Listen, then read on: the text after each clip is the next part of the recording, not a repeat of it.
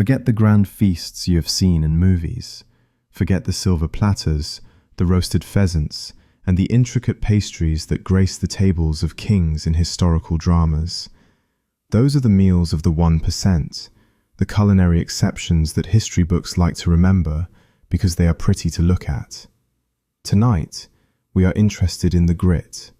We are interested in the silent, dirty, subterranean engine that actually kept the human race alive. We are interested in the potato. To the modern eye, a potato is the most boring object in the kitchen. It is a lump of starch, usually covered in dust, sitting in a dark cupboard until it is boiled, mashed, or fried into submission. It is the side dish, the afterthought, the cheap filler on a plate of more expensive proteins. But this is a deception. If you look closely at that brown, knobbly skin, you are not looking at a vegetable. You are looking at a piece of biotechnology that reshaped the entire surface of the Earth. It is difficult to overstate the logistical weight of this tuber. Before its arrival on the global stage, the human population was trapped in a brutal cycle. It is what historians and economists call the Malthusian Trap. The concept is simple and terrifying. Every time a society figured out how to grow a little more food, the population would rise to consume it. The extra mouths would eat up the surplus, and then, inevitably, a bad harvest would come. Famine would set in, disease would follow, and the population would collapse back down to a sustainable level. It was a ceiling we could not break. For thousands of years, humanity was stuck under the 1 billion mark, held in check by the sheer inefficiency of grain.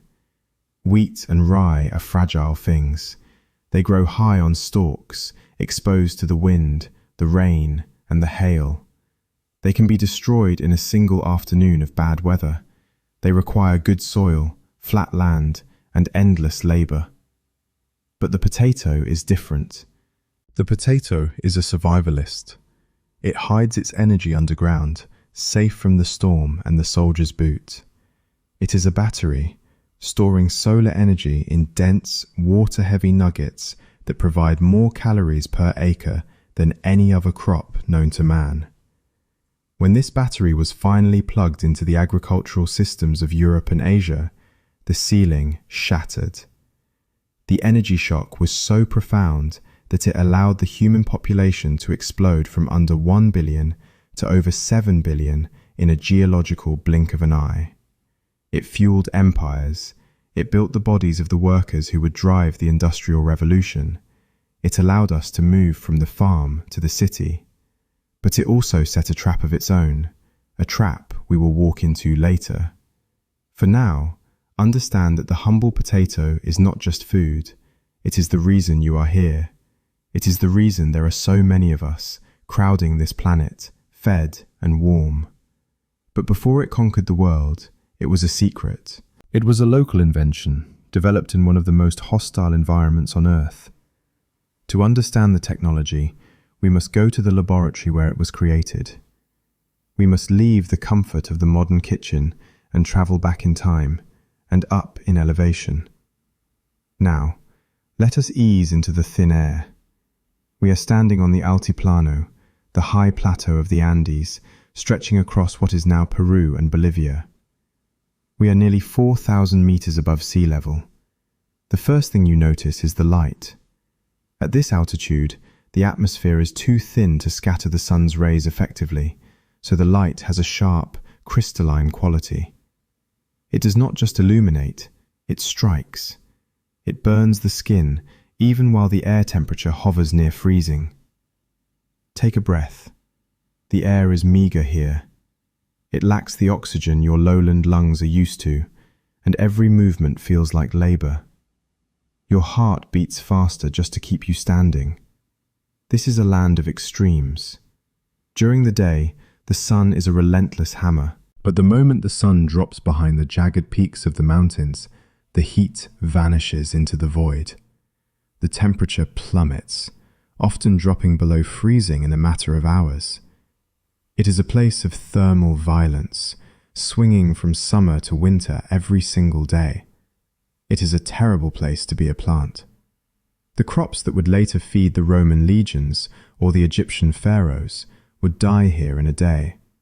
Wheat cannot tolerate the frost. Corn, the great engine of the Americas, struggles to ripen in the short, cold growing season. If you were an early human settling in this landscape thousands of years ago, you faced a stark reality. The land does not want to feed you. The soil is rocky, acidic, and thin. The wind scours the plateau, drying out the earth and tearing at anything that dares to grow tall. And yet, civilizations rose here. Great empires, long before the Incas, built stone cities and massive temples in this lunar landscape. They survived because they found a partner that thrived in the abuse. They found the potato. But forget the uniform, white, oval potatoes you see in the supermarket. Those are the result of centuries of selective breeding for a specific, bland consistency. The potatoes of the Altiplano are a chaotic explosion of biodiversity. Imagine digging into the cold, hard dirt and pulling up gems. There are thousands of varieties here. Some are long and twisted like fingers. Some are round and knobbly like stones. They come in deep purples, bright reds, blacks and yellows. There are potatoes that are specifically adapted to grow at the very highest altitudes, where the frost is constant. There are potatoes that are bitter, filled with glycoalkaloids that would make you sick if you ate them raw, but which protect the tuber from pests and freezing. The people of the Andes did not just grow these crops, they understood them. They treated them with a reverence that bordered on the spiritual, but it was a spirituality born of logistical necessity. They knew that planting a single type of potato was a death sentence. If the frost came early, one variety might die, but another might survive.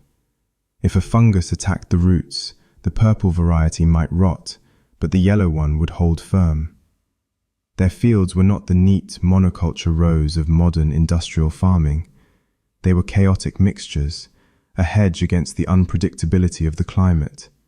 This diversity was their insurance policy. It meant that no matter how harsh the year, there was usually something to pull from the ground. But pulling it from the ground was only half the battle. The potato is mostly water. It is heavy, it is prone to rot, and it is difficult to transport.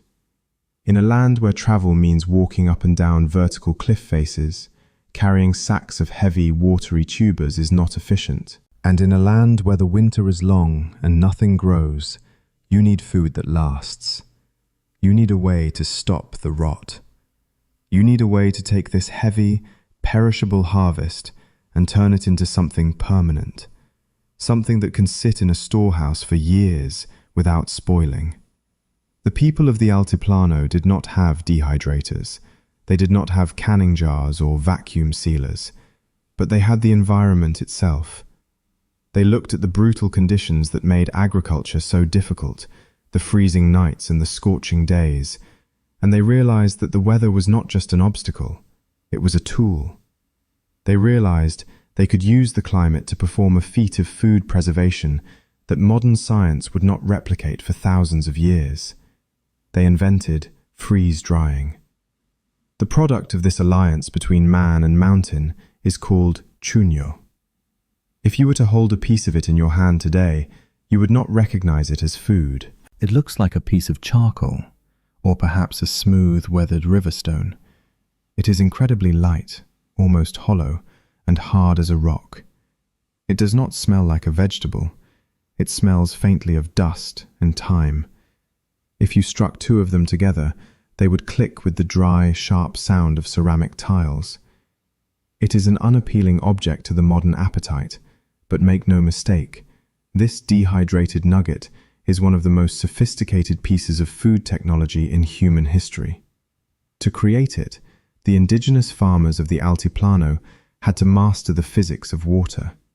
They understood, intuitively if not molecularly, that the greatest enemy of food preservation is moisture. Moisture allows bacteria to breed. Moisture allows mold to bloom. Moisture is the medium in which rot travels. To save the potato, The water had to be exorcised. But you cannot simply dry a whole potato in the sun. The skin is too thick, and the water is trapped deep inside the cellular structure of the tuber. If you leave a raw potato in the sun, it will simply shrivel and rot from the inside out. You need to break it open first. You need to destroy it on a cellular level to save it. This is where the brutal climate becomes a precise instrument. The process begins in June and July, the heart of the Andean winter. The nights are at their longest and coldest, reliably dropping well below freezing. The families take their harvest, specifically the bitter, frost-resistant varieties that are too tough to eat fresh, and carry them to flat areas of ground designated for this purpose. They do not use drying racks or woven mats. They spread the potatoes directly onto the frozen earth, creating a carpet of tubers that stretches out under the open sky. Then they wait. As the sun sets and the thin air loses its heat, the temperature plummets. The water inside each potato begins to cool. At sea level, freezing is a simple phase change, but here, inside the living tissue of the plant, it is a violent act. As the water turns to ice, it expands. It forms sharp, jagged crystals that push against the rigid cell walls of the potato flesh. Slowly, silently, over the course of the long night, those crystals puncture the cell membranes. It is a microscopic demolition. The structural integrity of the potato is being systematically shattered by the cold. By dawn, the field is silent and white with frost. If you were to walk through the spread-out harvest at this hour, before the sun has fully risen, you would hear a strange sound. As your feet brush against the frozen tubers, they do not thud like vegetables.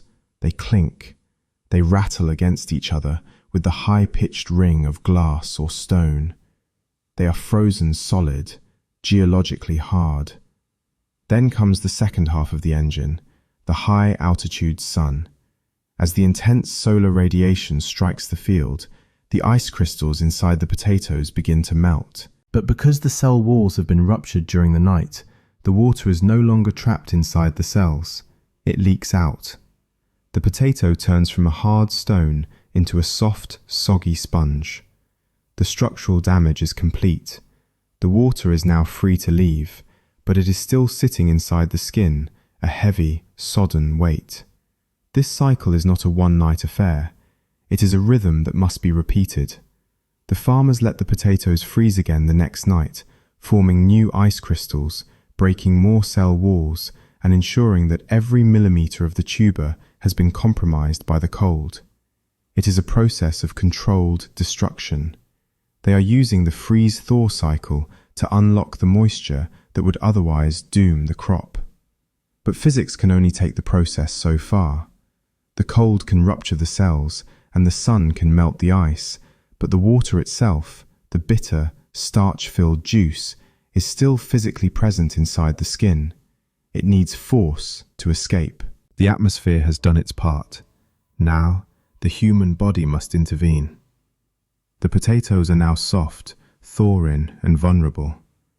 They are ready for the most labor-intensive and rhythmic part of the preservation process, a step that looks less like farming and more like a dance. When the sun climbs high enough to thaw the fields, the silence of the night is replaced by the sound of work. The potatoes, once frozen hard as granite, have now softened into a strange, yielding texture. The ice crystals have done their work, piercing the cells and turning the insides of the tubers into a watery mush. But the water is still trapped within the skin, and gravity alone is not enough to get it out. The earth cannot do this part. The sun cannot do this part. This is where the human element enters the equation. Whole families gather at the edges of the drying fields. They remove their sandals, or sometimes wrap their feet in clean cloth, and they step onto the carpet of thawing potatoes. To an outsider, it might look like a ritual, or a game, or perhaps the making of wine. But there is no romance of the vineyard here. They are not crushing grapes to release a sweet nectar. They are performing a precise, mechanical extraction. They begin to walk. It is a specific kind of walk, a rhythmic, kneading motion. They do not stomp. If you stomp on a thawing potato, you will simply mash it into a paste that will rot in the dirt. The goal is not to destroy the tuber, but to massage it. They press down with just enough weight to squeeze the water out through the ruptured skin, but not enough to break the structure of the potato itself. It is a delicate balance of pressure and restraint, performed by dozens of feet moving in unison. As they tread, the skins of the potatoes begin to slough off, slipping away from the flesh. A liquid begins to pool around their feet. It is murky and frothy, and it carries with it the secret of the potato's survival. This liquid is not just water. It is loaded with glycoalkaloids, the natural toxins that make these high-altitude potatoes so bitter. In their raw state, these tubers are inedible, perhaps even poisonous. They defend themselves against pests with a chemical warfare that also makes them hostile to the human stomach. But as the water is forced out by the rhythmic trampling, the toxins are washed away with it.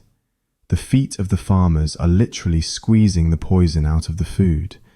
This process is not a quick affair. It is a cycle that repeats for days, sometimes weeks. Freeze, thaw, trample. Freeze, thaw, trample. With every cycle, the potato shrinks. It loses its water weight, its bitterness, and its vulnerability.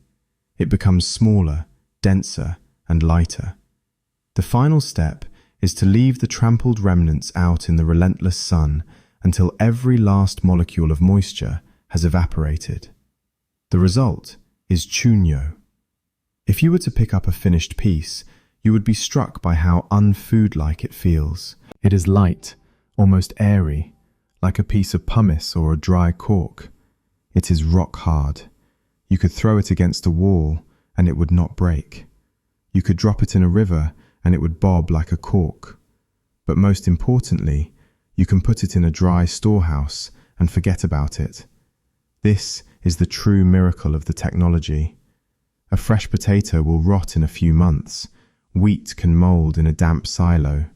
But chunyo is effectively immortal. It can be stored for 5 years, 10 years, sometimes even longer without spoiling. It requires no canning, no salting, no refrigeration. It is a freeze-dried calorie bomb that sits in the dark, waiting for a bad year. For the civilizations of the Andes, this was not just a pantry item, it was the foundation of their existence. It meant that a bad harvest did not mean death. It meant that armies could march for hundreds of miles, carrying lightweight sacks of energy that would never rot. It was the logistical backbone of the Inca Empire, a currency of security in an insecure world. It was a triumph of human ingenuity, a way to turn the hostile climate into a preservation machine. But imagine, for a moment, that you are not an Andean farmer who understands this sophisticated process. Imagine you are a stranger from a world of wheat and bread, walking into a village and seeing people stomping on rotting black roots in the mud. You would not see technology. You would see poverty. You would see dirt. You would see a food source that looked more like a stone than a meal. And this is exactly what happened when the first Europeans arrived. They looked at the engine that fueled a civilization, and they missed the point entirely. Into this high, cold world of freeze-dried stones and trampled roots walked the Spanish conquistadors in the 1530s. They were men driven by a singular, metallic hunger. They had trekked through the sweltering jungles and climbed the breathless heights of the Andes for one reason. They were looking for gold. They wanted the silver of Potosi and the treasures of the Inca kings. What they found instead, piled in the storehouses and growing in the rocky soil, was the potato.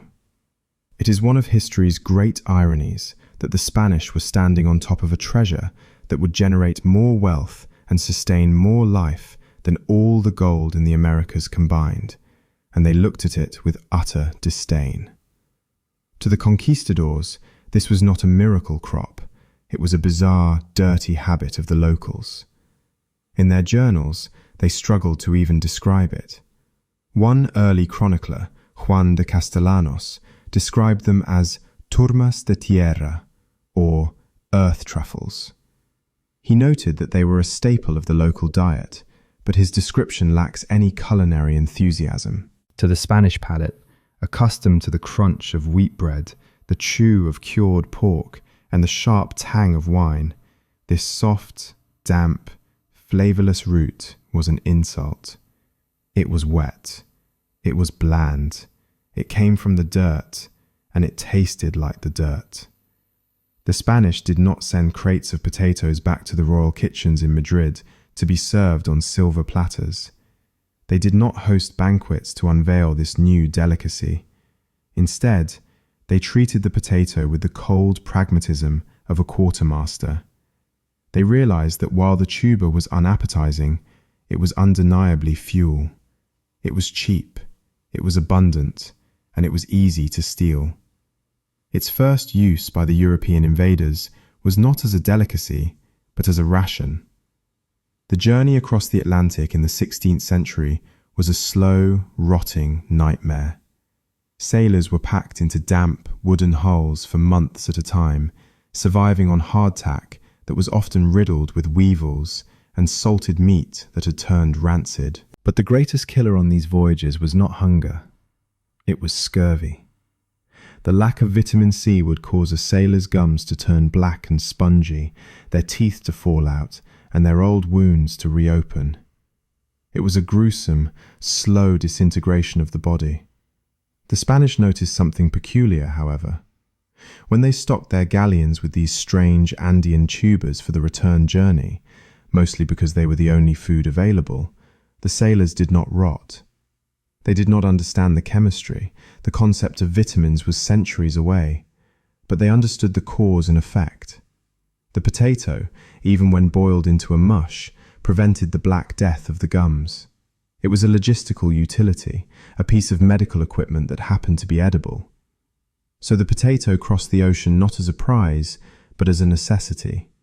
It arrived in the Canary Islands and then in Spain, entering Europe through the back door. It was unloaded on the docks of Seville in the late 16th century, but it did not go to the markets. It went to the hospitals. The earliest records we have of potato purchases in Europe are from the Hospital de la Sangre in Seville, where they were bought to feed the dying and the destitute.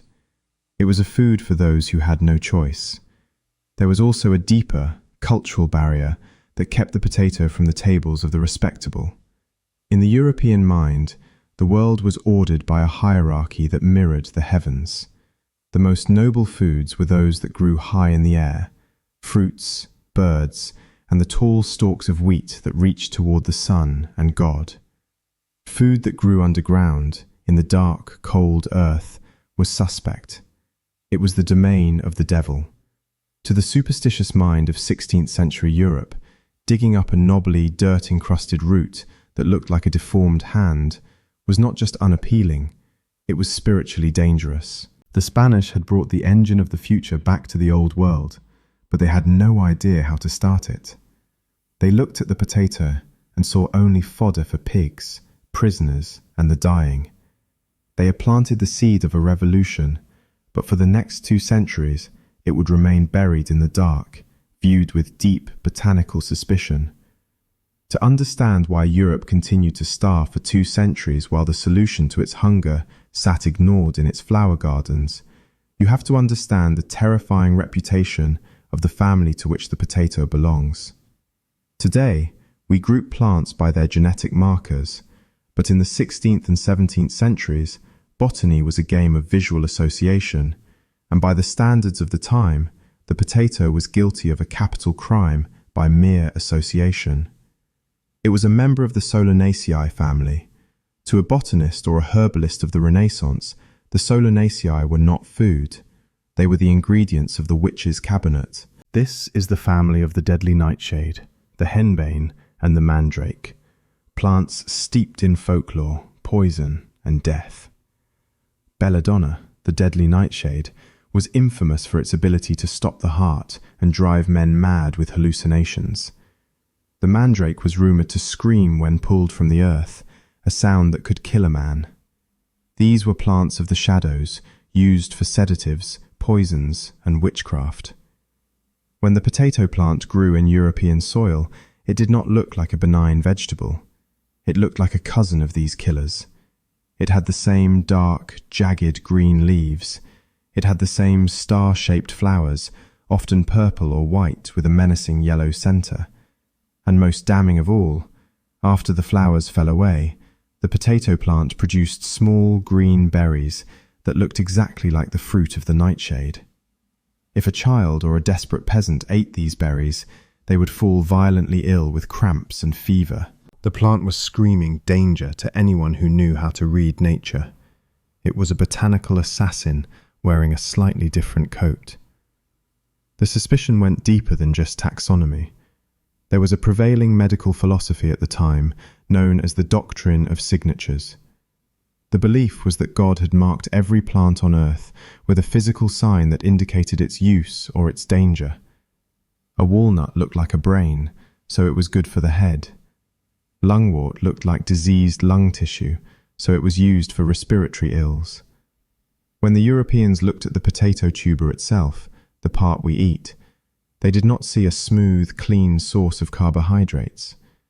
The early varieties were not the polished ovals of today. They were gnarled, lumpy, and misshapen. They had deep, recessed eyes that looked like pockmarks. To the superstitious eye, the potato looked like a deformity. It looked like a tumor.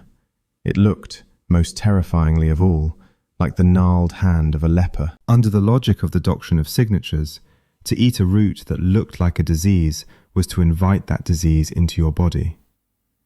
Then there was the theological problem. The potato was a godless vegetable. It was not mentioned in the Bible. Wheat, barley, olives, and grapes, these were the foods of the scriptures, blessed by God and used in the sacraments. They grew upward, toward the heavens and the light. The potato grew downward. It buried itself in the dirt, thriving in the dark, damp underworld. It reproduced, not by seeds scattered in the wind, but by burying pieces of itself in the soil, a process that seemed unnatural and unclean. In Scotland, preachers thundered from the pulpit that the potato was the devil's apple, a fruit of the underworld that had no place in a Christian diet. In Russia, the Orthodox Church viewed it with deep suspicion, calling it the apple of the harlot. It was a food that carried a moral taint. To eat it was to lower oneself to the level of a beast, rooting in the mud for sustenance. It was a rejection of the civilized, sky-reaching grains that defined European culture. So, for nearly 200 years, the potato remained a prisoner of its own biology. It was grown, but only as a botanical curiosity in the gardens of the wealthy, a strange exotic flower to show off to visitors. Or it was grown in secret patches by the desperate, who had no choice but to risk the poison. But the widespread adoption was blocked by a wall of fear. The doctors of Europe looked at the potato and saw a prescription for illness.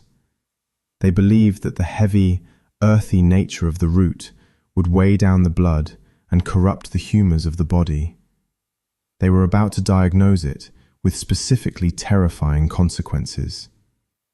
The medical verdict was eventually codified into law. In 1748, the Parliament of Besançon in eastern France officially banned the cultivation of the potato. Their reasoning was explicit and terrifying. They declared that this earth apple, with its rough, scaly skin and deformed shape, was a causative agent of leprosy. It was a belief that had festered in the European imagination for decades. If you ate a food that looked like a diseased, knobbly hand, surely your own hands would soon begin to wither and rot. The logic was flawed, but the fear was genuine. In a world without microscopes or germ theory, resemblance was reality. To plant a potato was to invite a plague into your village. But even if you could convince a French peasant that the tuber would not make his skin fall off, You still had to convince him that it was worth the trouble. We often look back at history and view the peasant class as simple-minded or stubborn, clinging to their old ways out of ignorance. This is unfair. The peasant was not stupid. He was a risk manager operating on the razor's edge of survival. His life was a constant gamble against the weather, the tax collector, and the harvest. He knew exactly how much wheat he needed to survive the winter. He knew the temperaments of rye and oats. These were known quantities. The potato was a variable he could not afford. To grow it required the complete dismantling of the agricultural system that had held European society together for 1,000 years. This was the era of the open field system. The land around a village was not divided into neat private fences. It was a patchwork of strips, farmed collectively.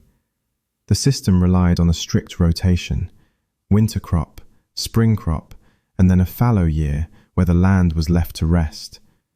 During that fallow year, the village livestock, the cows, the sheep, and the pigs, were allowed to roam freely over the fields to graze on weeds and fertilize the soil with their manure. The potato broke this contract.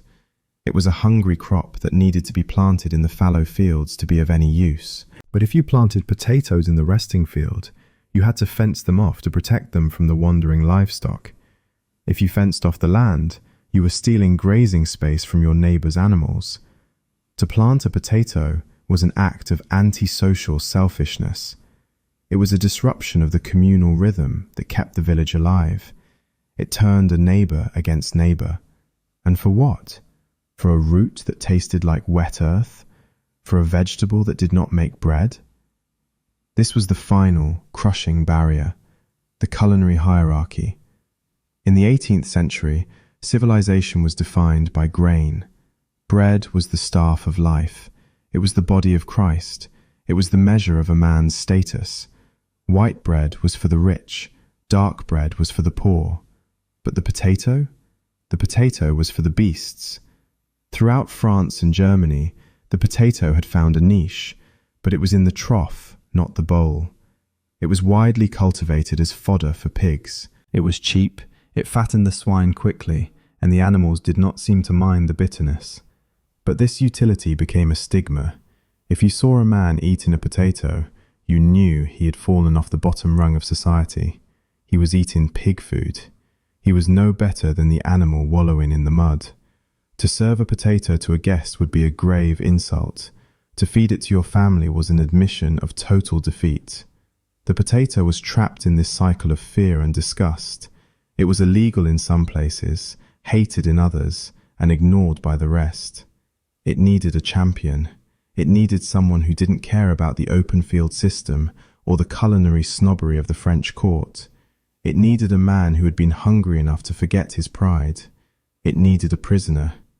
The man who would finally break the resistance was Antoine Augustin Parmentier.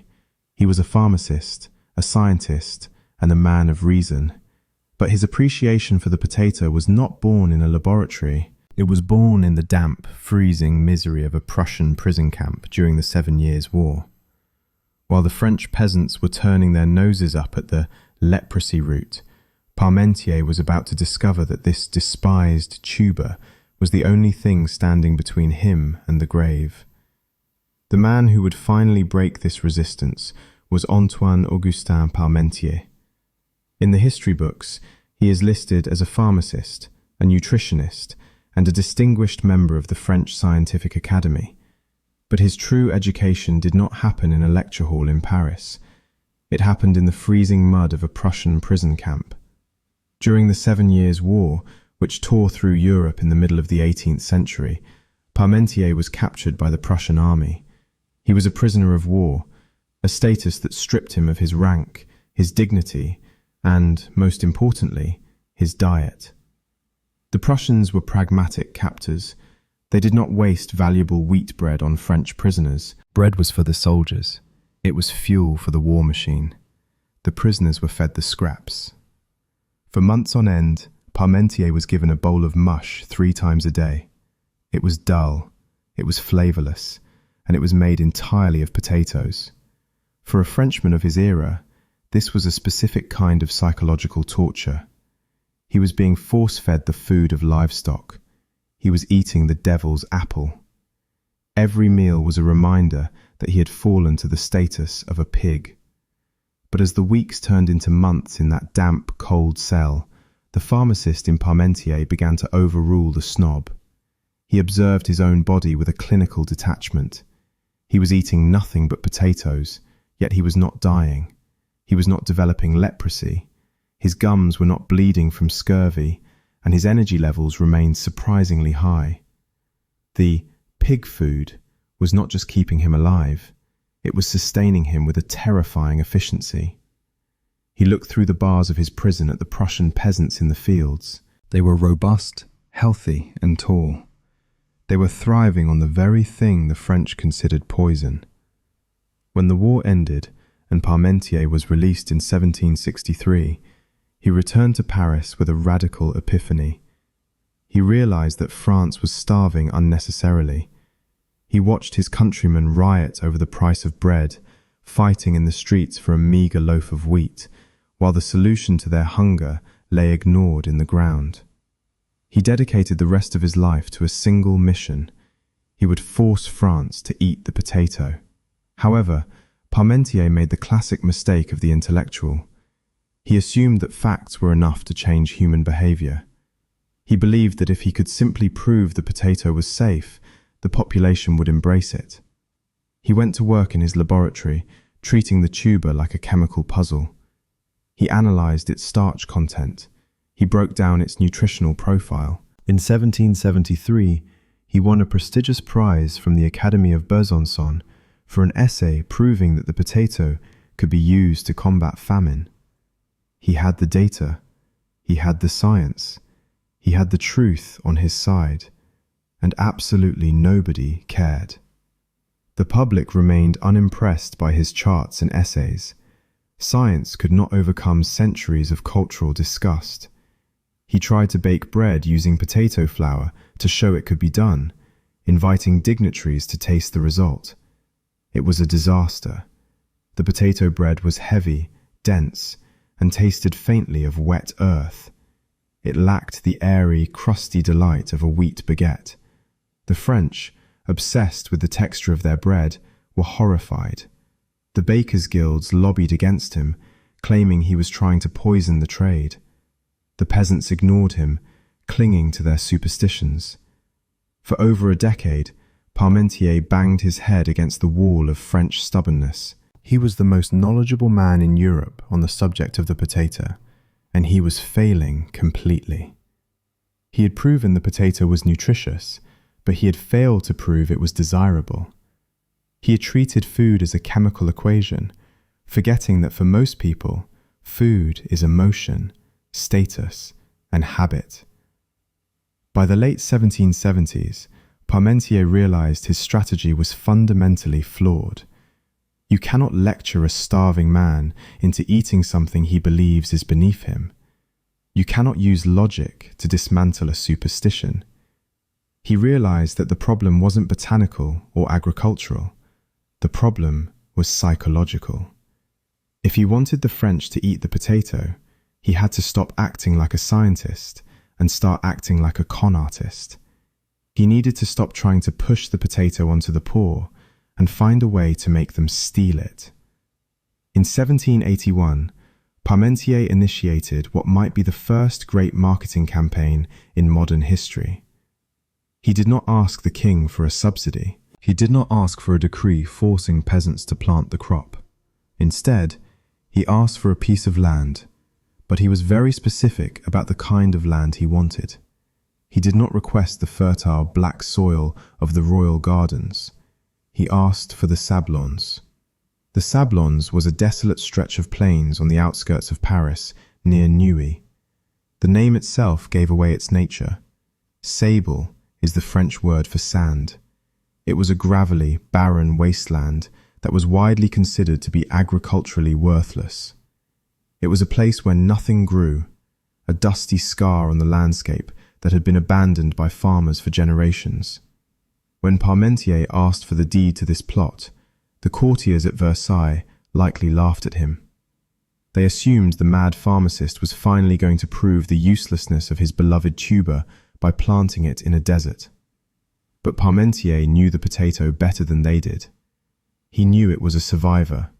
He knew it didn't need the pampered soil required by wheat or the deep loam needed by grapevines. He took the worst real estate in Paris and planted row after row of his earth apples. And then he set the stage. If you want to make a human being want something, you do not give it to them. You do not explain its nutritional value. You forbid it. You place it behind a velvet rope. You tell them that it is too good for them. Parmentier understood that value is often just a hallucination born of exclusivity. So, he hired a company of soldiers from the Royal Guard. Imagine the scene through the eyes of a Parisian peasant in the late 18th century. You walk past the Sablons, a place you know is worthless, but suddenly the landscape has changed. The field is not empty. It is lush with low green bushes, and standing around the perimeter are men in full military uniform, holding muskets with fixed bayonets. They are patrolling the edges of the field with a deadly seriousness. They are shouting at anyone who lingers too long near the fence. They are protecting this crop as if it were a field of diamonds. The rumour mill began to churn immediately. The peasant mind, naturally suspicious and cynical, began to work through the logic. Why would the king pay soldiers to guard a field of pig food? Why would armed men stand in the hot sun to protect a poisonous root? The answer was obvious. They had been lied to. The potato wasn't poison. It wasn't animal fodder.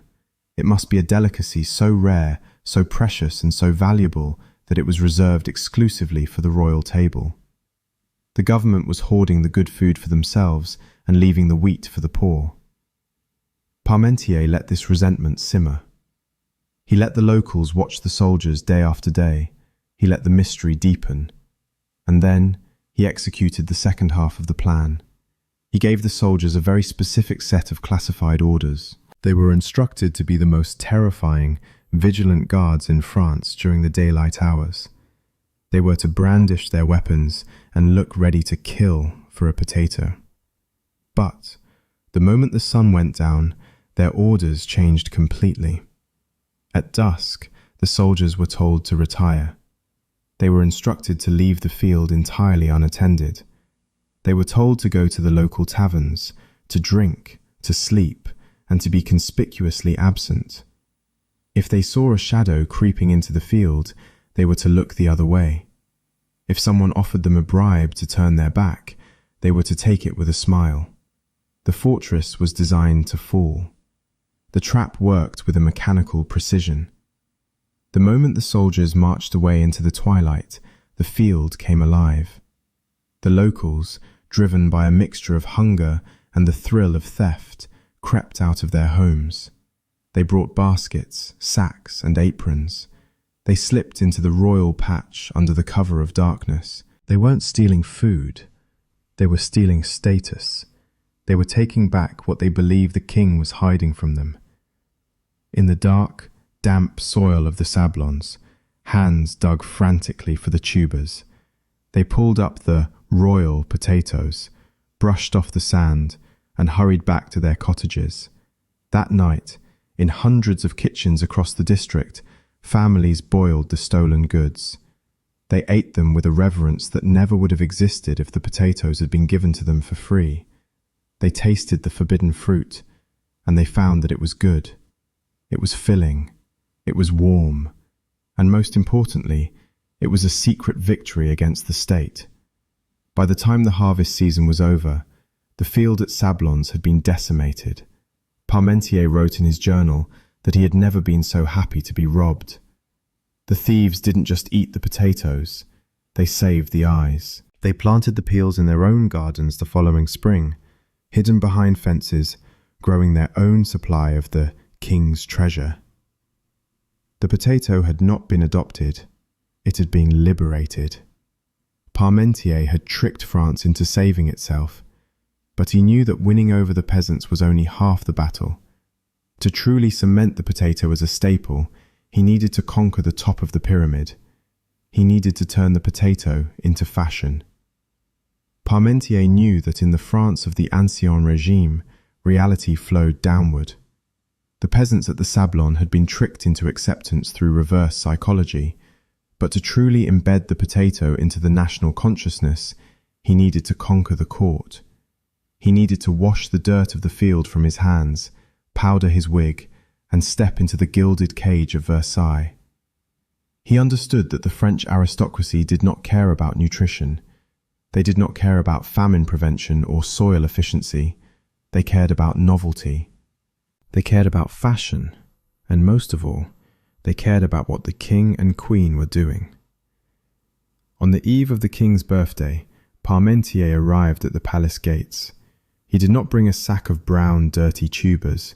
He knew that the sight of a raw potato would still repulse the delicate sensibilities of the court. Instead, he brought a bouquet. He had allowed his potato plants to flower, harvesting the delicate star-shaped blossoms that appear before the plant dies back. They were striking flowers, possessing a pale purple hue with a sharp, bright yellow center, the botanical signature of the Solanaceae family. To a botanist, they looked like nightshade. To Parmentier, they looked like marketing. He managed to secure an audience with Louis XVI and Marie Antoinette. In a moment of calculated theatre, he presented the bouquet to the king. "Sire," he reportedly said, "I have brought you a bouquet of the only plant that can solve the problem of bread." It was a bold claim, linking a flower to the survival of the monarchy, but Louis was intrigued. In a gesture that would change agricultural history, the king took a sprig of the purple flowers and threaded it through the buttonhole of his lapel.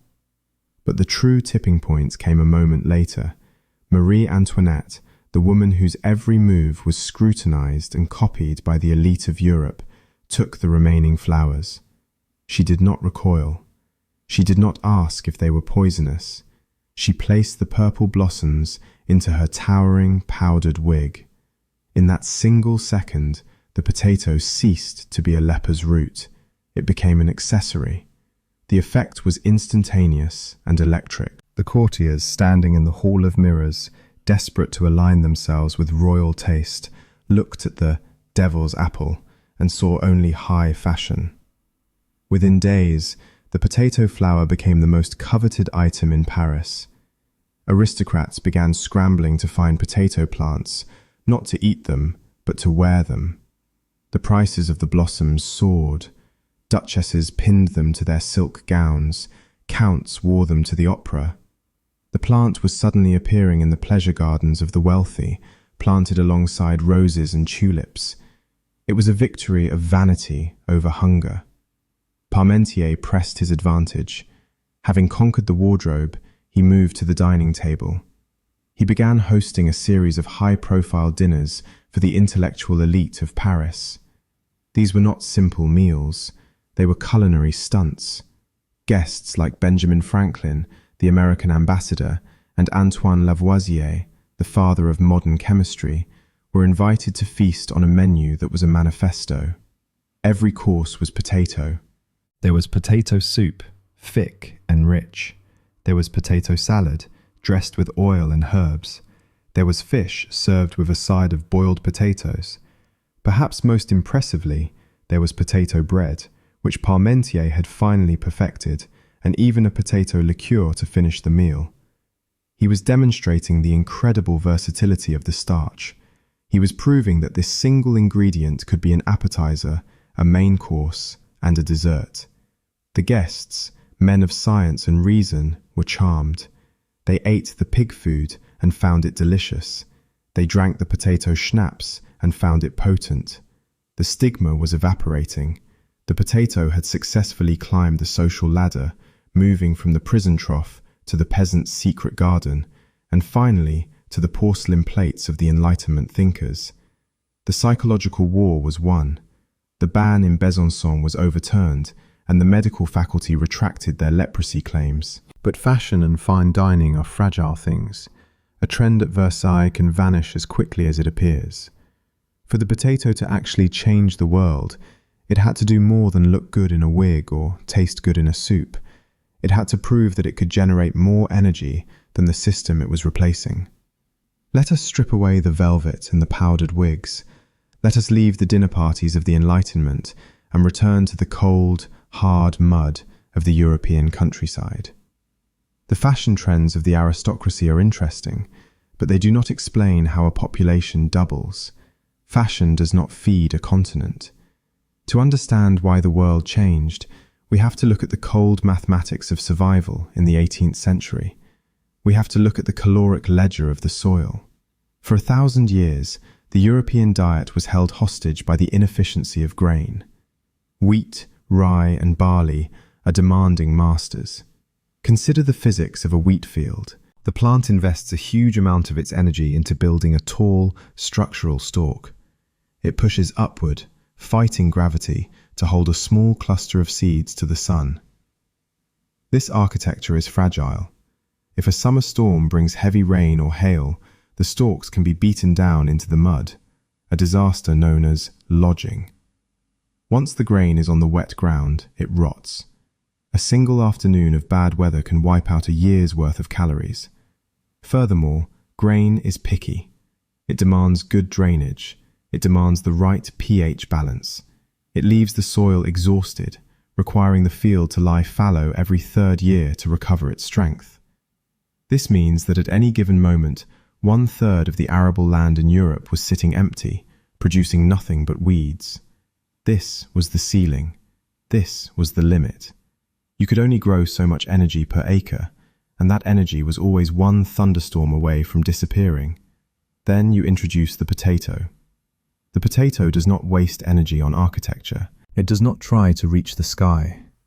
It is a bunker crop. It pours almost all of its biological resources into the tubers underground. It is efficient, compact, and protected. If it hails, the potato does not care. If it rains for a week, the potato simply drinks the water and swells larger. It thrives in the damp, acidic, sandy soils where wheat would wither and die. The math of this substitution is shocking. In the climatic conditions of northern Europe, a single acre of land planted with potatoes will yield 2 to 4 times the caloric energy of an acre planted with wheat. Suddenly, the same patch of dirt that could barely keep a family of 4 alive can now feed a family of 10, with enough left over to feed the pig. It was an explosion of efficiency. It was as if the size of Europe had physically doubled, not by conquering new land, but by unlocking the hidden potential of the land they already had. But the advantage was not just about quantity, it was about quality. The European peasant of the pre-potato era was a malnourished creature. Bread is a wonderful source of energy, but it is not a complete food. A diet of bread and water is a slow death sentence. It lacks the essential vitamins required to maintain the machinery of the human body. This is why the populations of the grain era were stunted, prone to sickness, and plagued by the spring weakness, a seasonal lethargy caused by the depletion of vitamin stores over the winter. The potato fixed the machine. It is one of the few foods in nature that is almost nutritionally complete. It is rich in vitamin C, potassium, and fiber. If you add a source of fat and protein, like whole milk or a little butter, you can live on potatoes indefinitely. You will not just survive, you will thrive. When the potato became the staple diet, the biological reality of the European peasant changed. They stopped dying of scurvy, they grew taller, they grew stronger. This was the quiet revolution. It wasn't a battle won with gunpowder. It was a victory of biology. The caloric surplus meant that, for the first time in history, there was a buffer. A family could survive on a quarter of the land they used to need. This freed up the rest of the land for other uses, and more importantly, it freed up the people. The caloric equation had been solved. The energy constraint was broken. The engine was primed, and now the population was ready to explode. To fully grasp the magnitude of this shift, We must look beyond the calorie count and into the daily rhythm of labor. We must compare the tyranny of the loaf against the liberation of the tuber. We often romanticize the image of the golden wheat field waving in the wind as the symbol of civilization. But for the pre-industrial peasant, wheat was a demanding, high-maintenance partner that held the dinner table hostage to a long, complex chain of processing. Wheat is not food when you harvest it. It is a locked safe containing calories. To get those calories out, you must engage in a sequence of exhausting industrial steps. First, the grain must be threshed to separate the edible seed from the inedible stalk. Then, it must be winnowed, thrown into the air so the wind can blow away the chaff. But you are still not done. You are left with a hard, indigestible kernel. To make it edible, you must carry it to a mill. This was the choke point of European peasant life. You could not grind enough flour for a family by hand. It was too slow. You were forced to rely on the infrastructure of the miller, who required payment, often taking a portion of your harvest as a tax. Once you had your flour, you still needed an oven and a significant amount of fuel to bake the bread. In a continent where firewood was becoming scarce and expensive, the cost of simply cooking your food was a heavy burden. The loaf of bread was the end product of a long, expensive, and fragile supply chain.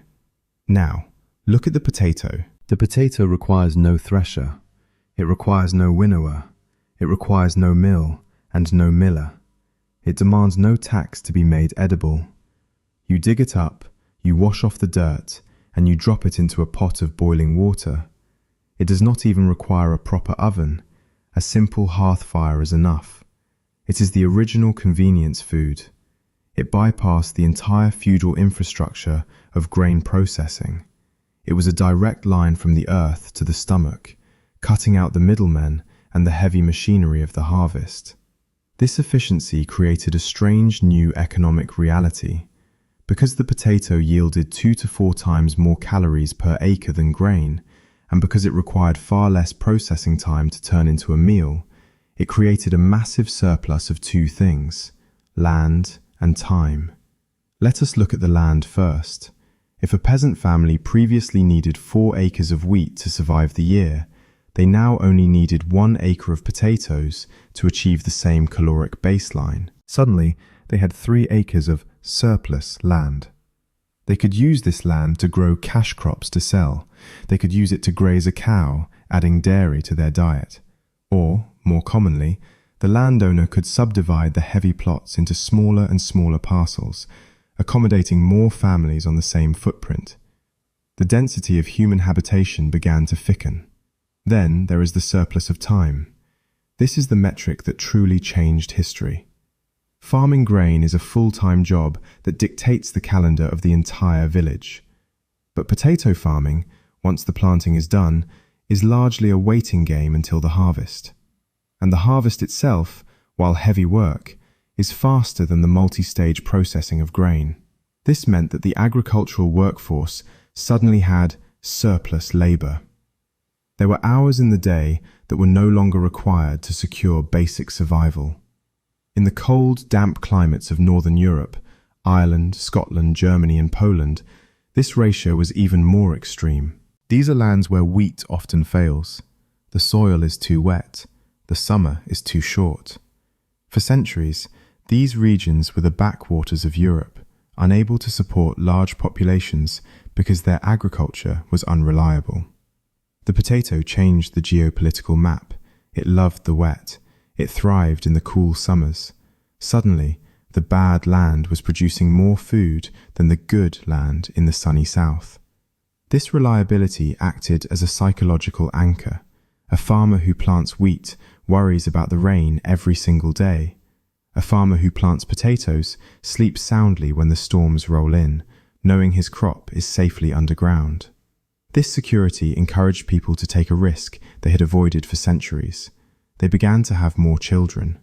They looked at their small plot of land, calculated the yield of the potato, and realized they could afford to feed another mouth. The caloric math whispered to them that it was safe to expand. The ratio of 4-to-1 didn't just fill bellies, it filled cradles. The stage was set for an explosion. To understand the magnitude of what happened next, we have to look back at that invisible war we discussed earlier, the Malthusian Trap. For thousands of years, civilization had been banging its head against a ceiling made of calories. Every time humanity tried to stand up, the mathematics of misery knocked it back down. The history of Europe was a broken record of growth followed by starvation, a pendulum swinging between feast and funeral. The potato was the hammer that broke this pendulum. It provided an energy shock to the European system that was unprecedented in biological history. For the first time, the food supply didn't just inch forward, it leaped. The introduction of the tuber allowed the food curve to rise steeper and faster than the population curve. It bought humanity a century of breathing room. It was an escape hatch from the mathematical prison of starvation. Think of the potato not as a vegetable, but as a battery. All agriculture is essentially the business of capturing solar energy and storing it in a format that humans can digest. Wheat is an inefficient battery. It stands tall and thin, letting much of the sunlight pass through its sparse leaves to hit the dirt. It wastes energy building a rigid stalk that we cannot eat. It is delicate technology. The potato, by contrast, is a solar sponge. It produces a dense canopy of broad, green leaves that carpet the field, soaking up every photon of sunlight that hits the acre. It aggressively channels that energy underground, packing it into dense, wet nodules of pure starch. When you plant a potato, you are capturing more sunlight per square foot than with any other European crop. When this biological machine was plugged into the European population, the demographic engine roared to life. The impact was not just that people had more food, it was that they had consistent food. The Malthusian checks began to fail. Famines became less frequent because the potato was reliable. Even when the wheat rusted or the oats failed, the potato usually survived. This reliability meant that the mortality rate, the grim reaper's harvest, began to drop. The change was most visible in the children. In the pre-potato era, childhood was a gauntlet. Malnutrition weakened the immune system, making common illnesses lethal. A child fed on watery gruel and stale bread had little reserve energy to fight off a fever or a winter cold. But a child fed on potatoes and milk was armored with vitamin C and protein. They survived the winters. They survived the fevers. The infant mortality rates plummeted, not because medicine got better, but because the baseline fuel got better. Suddenly, the families of the poor were not just having children, they were keeping them. A couple that might have previously seen 2 of their 6 children reach adulthood now saw 4 or 5 survive. This was the demographic explosion. It wasn't that people suddenly started breeding with wild abandon. It was that death stopped taking its usual cut. The population of Europe began to swell, filling the cottages and the villages to the bursting point. The Malthusian ceiling had been shattered, and humanity was rushing through the breach, fueled by the humble, dirt-covered battery of the Andes. But this new, massive population needed something to do. They needed work, and the timing could not have been more perfect, because the world was about to need armies of workers to feed a different kind of machine. If you were to look at a geological map of the Industrial Revolution, you would notice a strange and potent coincidence. The great seams of coal that powered the steam engines lay beneath the wet, cold soils of northern England, the damp valleys of Belgium, and the grey plains of the Ruhr in Germany. These were the exact regions where wheat struggled to ripen, often rotting in the rain before it could be harvested. But they were also the regions where the potato thrived. It was a perfect, accidental marriage of geology and botany. The coal provided the thermal energy to drive the pistons of the new machines. The potato provided the chemical energy to drive the muscles of the people who tended them. Consider the physical reality of a worker in a Manchester cotton mill in 1840. He is no longer a peasant following the slow, seasonal rhythm of the sun and the rain. He is a component in a machine that runs on a relentless, mechanical clock.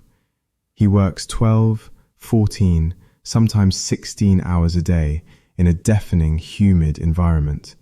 To sustain that level of physical exertion, the human body acts like a furnace.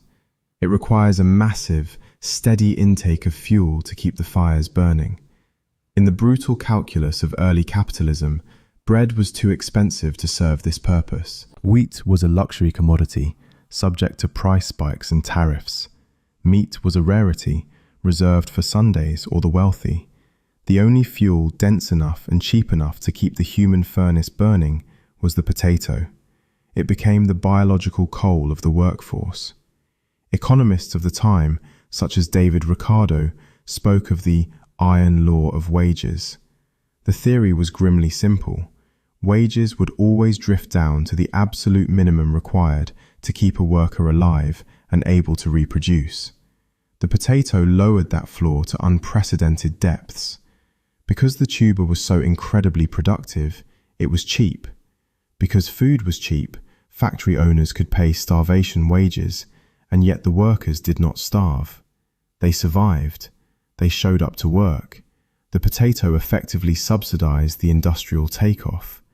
It allowed the British Empire and its neighbors to manufacture goods cheaper than anyone else because their human overhead was powered by the most efficient fuel source on Earth. It was a grim fuel, stripped of any culinary romance. There was no joy in the industrial diet. A worker might start the day with a bowl of watery potato gruel. For lunch, eaten standing up amidst the roar of the power looms and the smell of grease, he might pull a cold, boiled potato from his coat pocket, dusting off the cotton lint before eating it like an apple.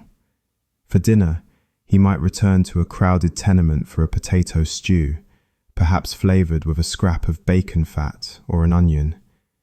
It was a monoculture of the stomach. The potato was the alpha and the omega of their nutritional existence. Historians often say that the Industrial Revolution was built on coal and iron. This is true, but it is incomplete. It was built on coal, iron, and starch.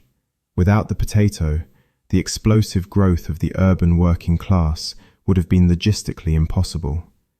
The agrarian countryside simply could not have exported enough grain to feed the teeming cities at a price the workers could afford. The price of bread would have triggered riots, as it often did, that would have halted production. The potato was the pacifier. It was the heavy, starchy ballast that kept the ship of capitalism steady in turbulent waters. This reliance fundamentally changed the human body. The industrial worker was fueled by a high-carbohydrate, high-vitamin diet that allowed for intense bursts of labor, but it also tethered them to a precarious existence. They were eating the same thing day in and day out. They were surviving, yes, and they were even reproducing at record rates, but they were living on a biological razor's edge. The entire industrial system of Northern Europe was balancing on the back of this single plant. The factories hummed, the chimneys belched smoke, and the empire expanded, all because the workers had full bellies. But the fuel source was uniform. It was efficient, but it was dangerously simple. And as the factories grew, they sucked more and more people from the safety of the countryside into the density of the cities. The potato did not just feed the industrial machine, it built the workforce that operated it. As we saw, the tuber severed the ancient bonds between the peasant and the plough. Because a single man with a spade could now feed a large family, the rest of the village became redundant. The potato created a surplus population in the countryside. It liberated the peasant from the fear of starvation, but it also evicted him from his purpose. There was simply nothing for him to do on the farm anymore. So, the Great Migration began. It was not a gentle drift, it was a landslide of humanity. Millions of people, born in quiet hamlets where their families had lived for centuries, packed their meager belongings and began to walk toward the smoke on the horizon. They were pushed by the lack of work in the fields and pulled by the hunger of the factories. They flooded into the new industrial centres of Northern Europe: Manchester, Liverpool, Glasgow, Berlin, and the Ruhr Valley. These cities were not ready for them. They exploded in size with a violence that terrified observers. Manchester, a modest market town in the early 18th century, swelled into a sprawling, soot-choked metropolis of over 300,000 souls by the mid-19th century. The infrastructure of the medieval world collapsed under the weight of this new human density. There were no sewers to handle the waste. There was no clean water. The housing consisted of hastily built, damp row houses and cellar dwellings where entire families were packed into single rooms, sleeping in shifts on straw mattresses. By all conventional medical logic, these cities should have been graveyards. The sanitation was non-existent, the air was poisonous with coal smoke, and infectious diseases like typhus and cholera stalked the alleyways, waiting for the weak. And yet, the population did not collapse. It grew. The cities teemed with life, noise, and energy. How was this possible? How could human beings survive in conditions that seemed designed to kill them? The answer, again, lies in the nutritional baseline provided by the potato. In previous centuries, a move to the city was often a death sentence because the urban diet was so poor.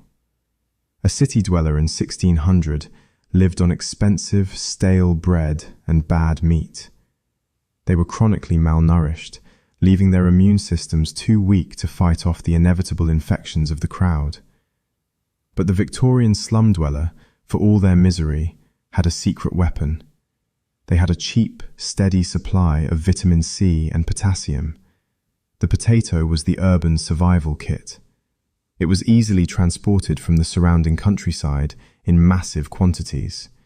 It was sold on street corners, baked in portable ovens, or boiled in the communal pots of the tenements. A worker eating a diet of potatoes and tea might have been miserable, but they were not scorbutic.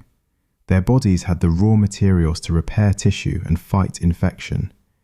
The potato acted as a nutritional shield, keeping the workforce alive just long enough to reproduce and keep the factories running. It created a strange paradox. The healthiest populations in Europe were often the poorest. In Ireland, where the potato diet was most extreme, the British Army recruiters noticed something baffling. The Irish peasants, who lived in mud cabins and had no money, were taller, broader-shouldered, and had better teeth than the working-class recruits from the wealthy cities of England who ate bread and cheese. The potato was building a bigger, stronger human, even in the midst of squalor. It allowed the density of the city to exist without triggering a biological collapse. The urban age had arrived, built on a foundation of starch, and the human species was about to reach numbers that would have seemed impossible just a century before. If we step back from the grime of the industrial cities and look at the map of Europe from a high altitude, the change that occurred between the years 1700 and 1900 is nothing short of a biological miracle, or, perhaps, a biological invasion. At the dawn of the 18th century, the continent was a relatively quiet place, sparsely populated, with vast stretches of silent forest and empty heath. The human footprint was light, checked by the grim realities of disease and hunger. But by the close of the 19th century, the map was unrecognizable. It was teeming, buzzing, and overflowing with human life. The numbers are staggering. In that 200-year window, the population of Europe nearly quadrupled, rising from around 100 million to over 400 million souls. Historians and demographers have spent decades trying to account for this sudden surplus of humanity. They have looked at sanitation, at medicine, and at the cessation of major plagues. But when they run the numbers, there is always a gap. The math of survival doesn't add up unless you include the tuber. Modern analysis suggests that the introduction of the potato was responsible for at least a quarter of the total population growth during this period. Think about the weight of that statement. 1 out of every 4 people added to the census, 1 out of every 4 soldiers in the armies, 1 out of every 4 emigrants boarding ships for the New World owed their existence directly to the caloric efficiency of a plant from the Andes. The potato was the silent partner in the expansion of the Western world. This demographic surge reshaped the geopolitical balance of power. In the brutal game of empires, population is power. A nation with a surplus of young men can field larger armies. It can staff larger navies. It can afford to lose battalions in foreign wars and still have enough hands to bring in the harvest at home.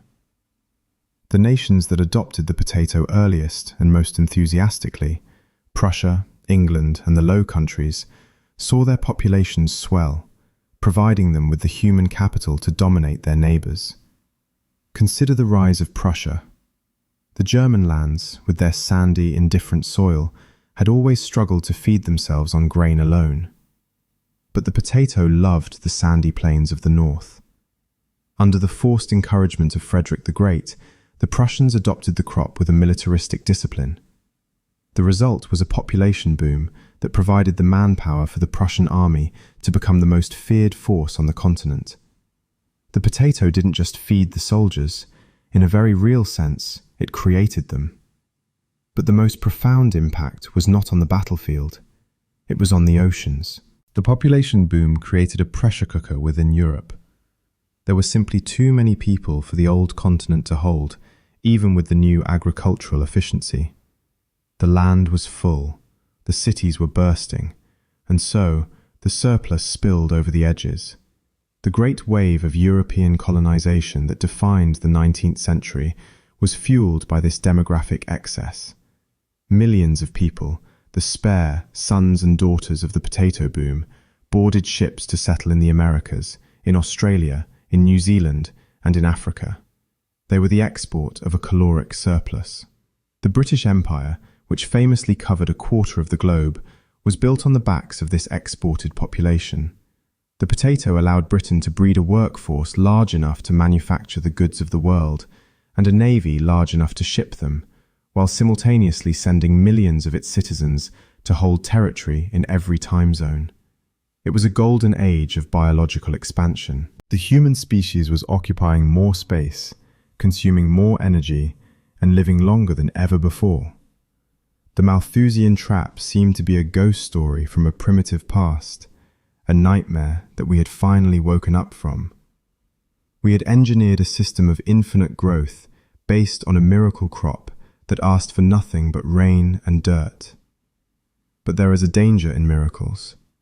When you build an entire civilization on a single pillar, you must be very sure that the pillar is made of stone and not of something that can rot. Nowhere was this gamble taken with higher stakes than on the wet, green island sitting on the western edge of the world. In Ireland, the potato was not just a part of the diet, it became the diet, and the trap was about to snap shut. To understand the catastrophe that was waiting in the wings, we must cross the Irish Sea. In the early 19th century, Ireland was a place of terrible contradictions. It was, on paper, a part of the richest empire the world had ever seen. But in reality, it was a colony treated with a neglect that bordered on cruelty. The land was owned by a small class of landlords, many of whom never set foot on Irish soil. They viewed their estates not as communities to be nurtured, but as assets to be squeezed. The best land, the fertile plains of the east and the rich pastures of the Midlands, was dedicated to the commercial production of grain and beef. These were cash crops, destined for the markets of London and Liverpool. They were grown to pay the rent, not to feed the locals. The native Irish population, the tenant farmers and the cottiers, were pushed to the margins. They were forced onto the rocky hillsides of the west, into the bogs, and onto slivers of land that were barely large enough to turn a plough. And as the population boomed, driven, as we have seen, by the potato itself, these slivers of land were sliced thinner and thinner. It was a custom of subdivision. A father would divide his holding among his sons, and they among theirs, until a family was trying to scratch a living from a patch of ground no bigger than a modern suburban garden. In this claustrophobic economic trap, the potato was not a choice, it was a mandate. If a man has 5 acres, he can grow grain, perhaps keep a few sheep, and bake bread. If a man has half an acre, grain is useless. It will not yield enough calories to keep his children alive through the winter. The only crop that can support life on a patch of dirt that small is the potato. It became the currency of survival. The Irish peasant rented his land, paid for it with his labour or his pig, and used every remaining square inch of soil to grow the tuber. It was a monoculture, born of desperation. To cultivate these tiny, waterlogged plots, the farmers developed a method known as the lazy bed. The name is a slander. There was nothing lazy about it. It was back-breaking feats of engineering, performed with a simple spade. The farmers would dig deep drainage trenches and pile the sod onto raised ridges, creating a dry, elevated bed where the potato could sit above the wet Irish bog. It was a system that allowed them to turn mountainsides and swamps into calorie factories. They were terraforming their own country by hand, fueled by the very crop they were planting. Yet, and here is the strange, dark irony of the time, this desperation did not look like starvation. Not yet. In the decades leading up to 1845, the Irish peasantry were poor in material goods, living in windowless mud cabins and dressed in rags. But biologically, they were thriving. They were eating a diet that was monotonous, yes, but nutritionally spectacular. The average adult male in rural Ireland was consuming an enormous quantity of potatoes. Estimates range from 10 to 14 pounds every single day. When you combine that massive intake of starch with a little cow's milk, which provides the protein and fats the potato lacks, you create a nearly perfect nutritional loop. The British Army doctors, who measured recruits from all over the empire, were baffled by the data. The Irish recruits, who came from the deepest poverty, were on average taller, stronger, and had better skeletal structures than the working-class men from the industrialised cities of England. The potato had created a population of giants living in hovels. They were a people built out of the soil itself, sustained by a single biological thread. But a thread, no matter how strong, is easily cut. And in their drive for efficiency, in their need to wring every last calorie from the shrinking plots of land, the farmers had begun to favour one specific type of potato above all others. They did not choose it for its flavour. They chose it because it was a monster. Enter the lumper. If you were to walk into a rural market in Cork or Galway in the 1830s, you would see piles of them stacked like cannonballs against the walls of the cottages. They were not beautiful vegetables. The lumper was a behemoth of a potato, often growing to a massive, irregular size. It was pale, coarse-skinned, and covered in deep, knobbly eyes that held onto the wet Irish clay with a stubborn grip. To prepare a lumper required a significant amount of scrubbing, and even then, you were left with something that looked less like a culinary ingredient and more like a rough-hewn stone. In the hierarchy of potatoes, the lumper sat at the very bottom. There were other varieties available in Ireland at the time: the cup, which was mealy and dry, or the apple, which was prized for its flavour and texture. But the lumper was a different beast entirely. When boiled, it did not fluff up into a delightful cloud of starch.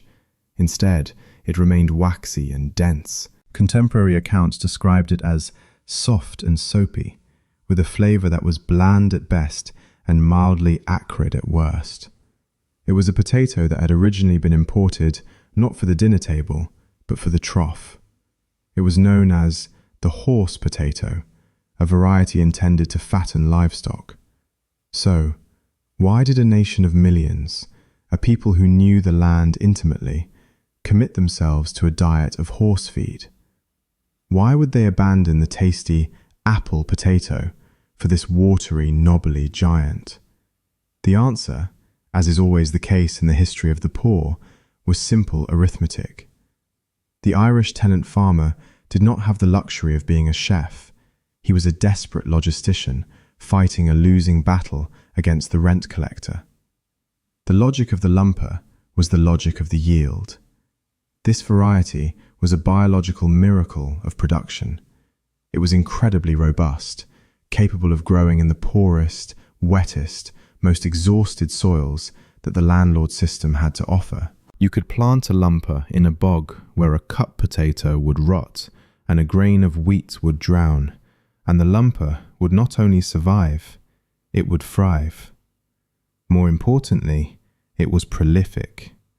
An acre planted with lumpers would yield nearly 30% more food by weight than an acre planted with any other variety.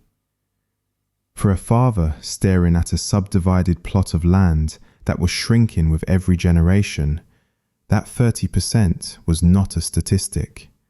It was the difference between his children waking up in March with a belly full of hot food or waking up screaming from hunger. The lumper bought time. It bought survival. The farmer knew it tasted like wet wool. He knew it was watery. But he also knew that a sack of lumpers weighed more than a sack of apples. When the choice is between flavour and fullness, the poor man chooses fullness every single time. This choice transformed the daily rhythm of Irish life into a cycle of consumption that is almost impossible for a modern mind to comprehend. We mentioned the 14 pounds of potatoes a day, but pause for a moment to consider the physical reality of that number. It is not just a calorie count, it is a logistical mountain. A family of 2 adults and 4 children would require nearly 50 pounds of potatoes every single day. The centre of the home was the iron pot. It was a cauldron that was never allowed to go cold. The women of the household spent their entire lives engaged in the processing of this single crop. They had to haul the water to boil 50 pounds of tubers.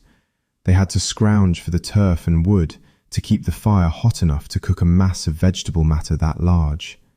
The meal was not an event. It was a continuous state of being.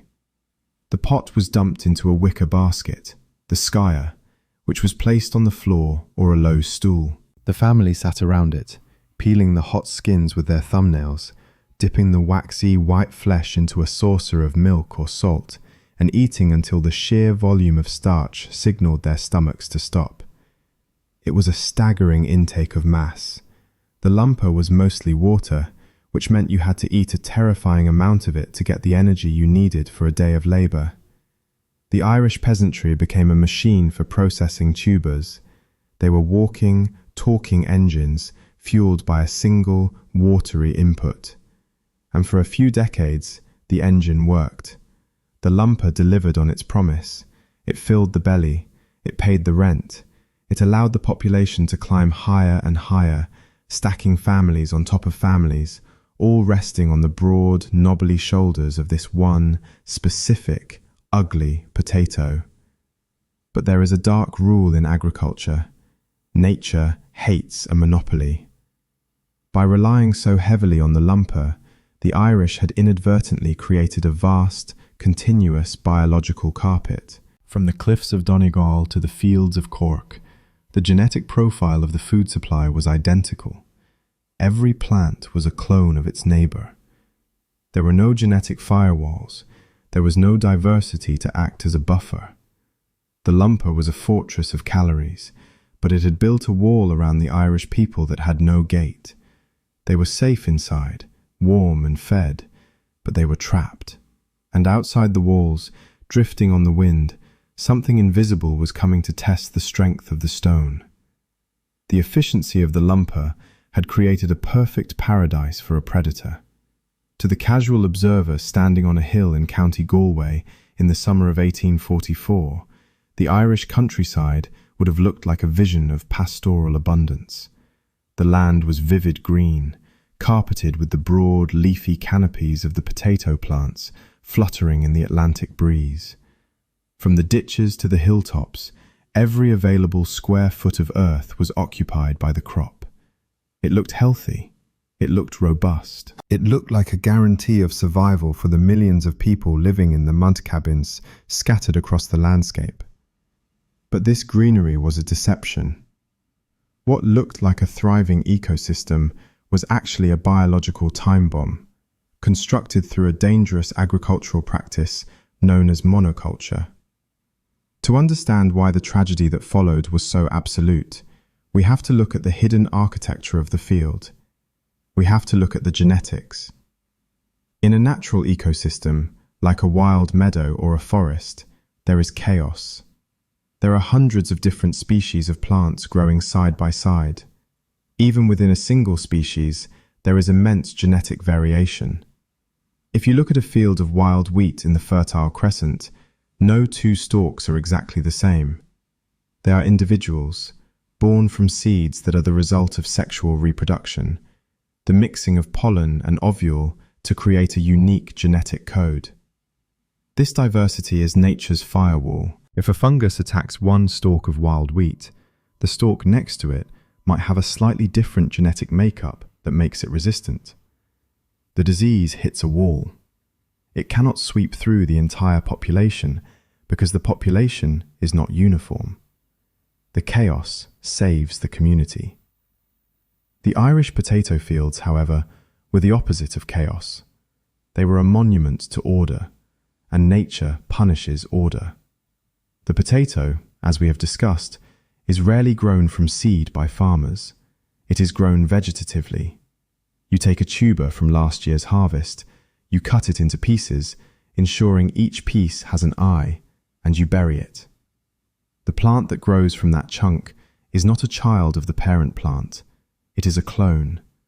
It is a genetic Xerox, identical in every single strand of DNA to the potato that was buried. When the Irish farmers adopted the lumper, they didn't just adopt a variety, they adopted a single organism. Because the lumper was so dominant, and because it had been propagated by cutting and replanting for decades, the millions of acres of potato fields in Ireland were, genetically speaking, one single plant. The potato in a field in Cork was the identical twin of a potato in a field in Donegal. The potato on the dinner plate of a cottier in the west was the genetic duplicate of the potato in the market stall in the east. This meant that the biological firewall had been dismantled. There were no genetic variations to act as a buffer. There were no resistant strains mixed in to slow down a predator. The entire food supply of the nation shared the exact same immune system, the exact same weaknesses, and the exact same susceptibility. It was the agricultural equivalent of a master key. If a disease existed that could unlock the defenses of one lump of potato, it could, by definition, unlock the defenses of every single lump of potato in Ireland. There would be no resistance. There would be no survivors. It is important to note that this danger was not entirely unknown, but it was ignored due to the brutal economics of the time. The wealthy landlords and the strong farmers who owned better land did grow other varieties. They had the apple, the cup, and the minion. Their tables had a modicum of diversity, but the 3 million people who made up the labouring class, the demographic that had exploded specifically because of the potato, did not have this luxury. They were living on the margins of existence, where yield was the only god.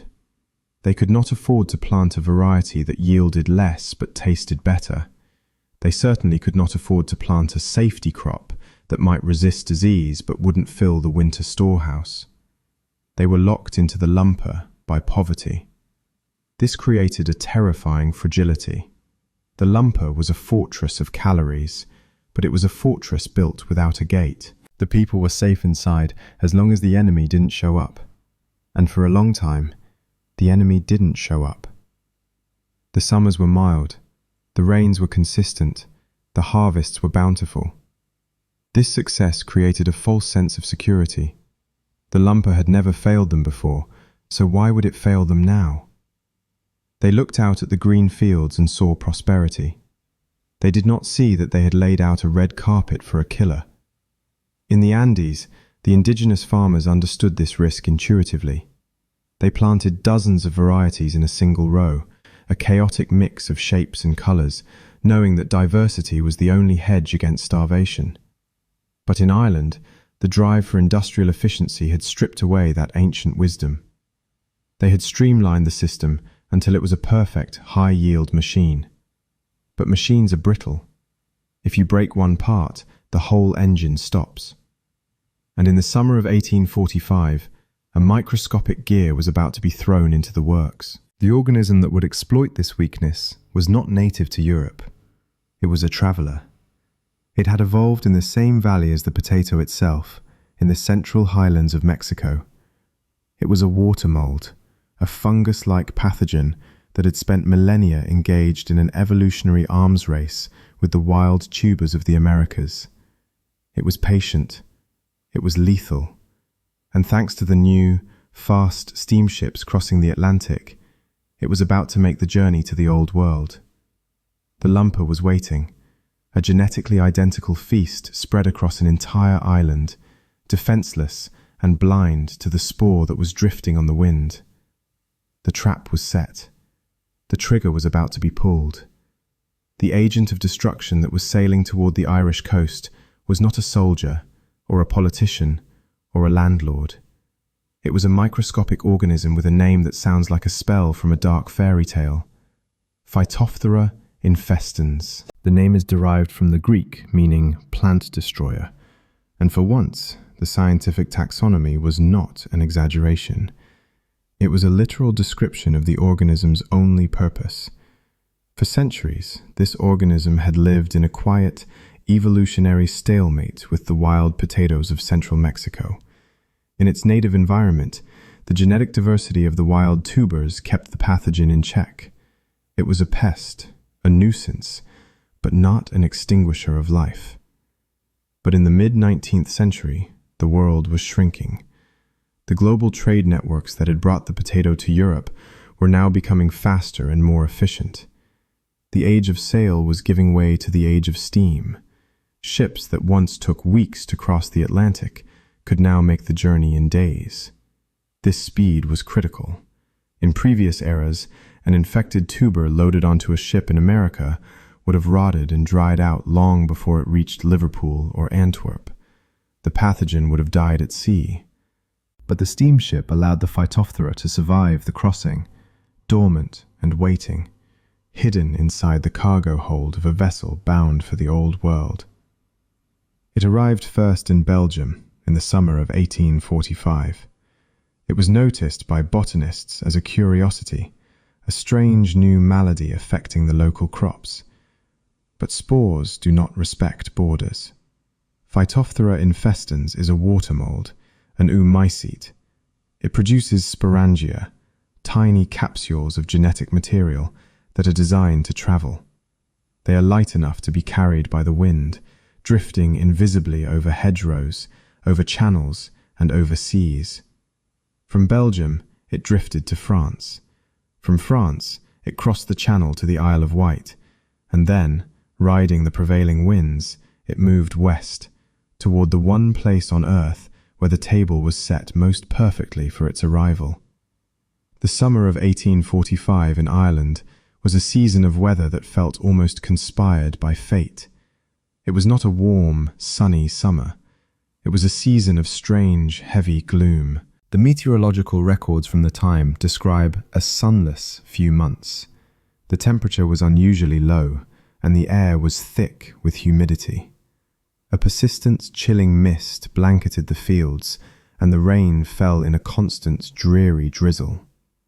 For the potato farmers, this weather was annoying, but not alarming. They were used to the wet. They believed the rain would simply make the tubers swell larger. But they did not understand the biology of the unseen passenger that had just landed in their fields. Phytophthora does not just tolerate the wet, it requires it. It is an organism built for the damp. When a spore of the blight lands on a potato leaf, it does not immediately attack. It waits for water. It needs a film of moisture, a raindrop, or even a heavy dew to activate. Once wet, the spore undergoes a terrifying transformation. It releases zoospores, tiny mobile units equipped with flagella, little tails that allow them to swim. This is the detail that makes the blight so horrifying to contemplate. It is not a passive fungus that simply grows.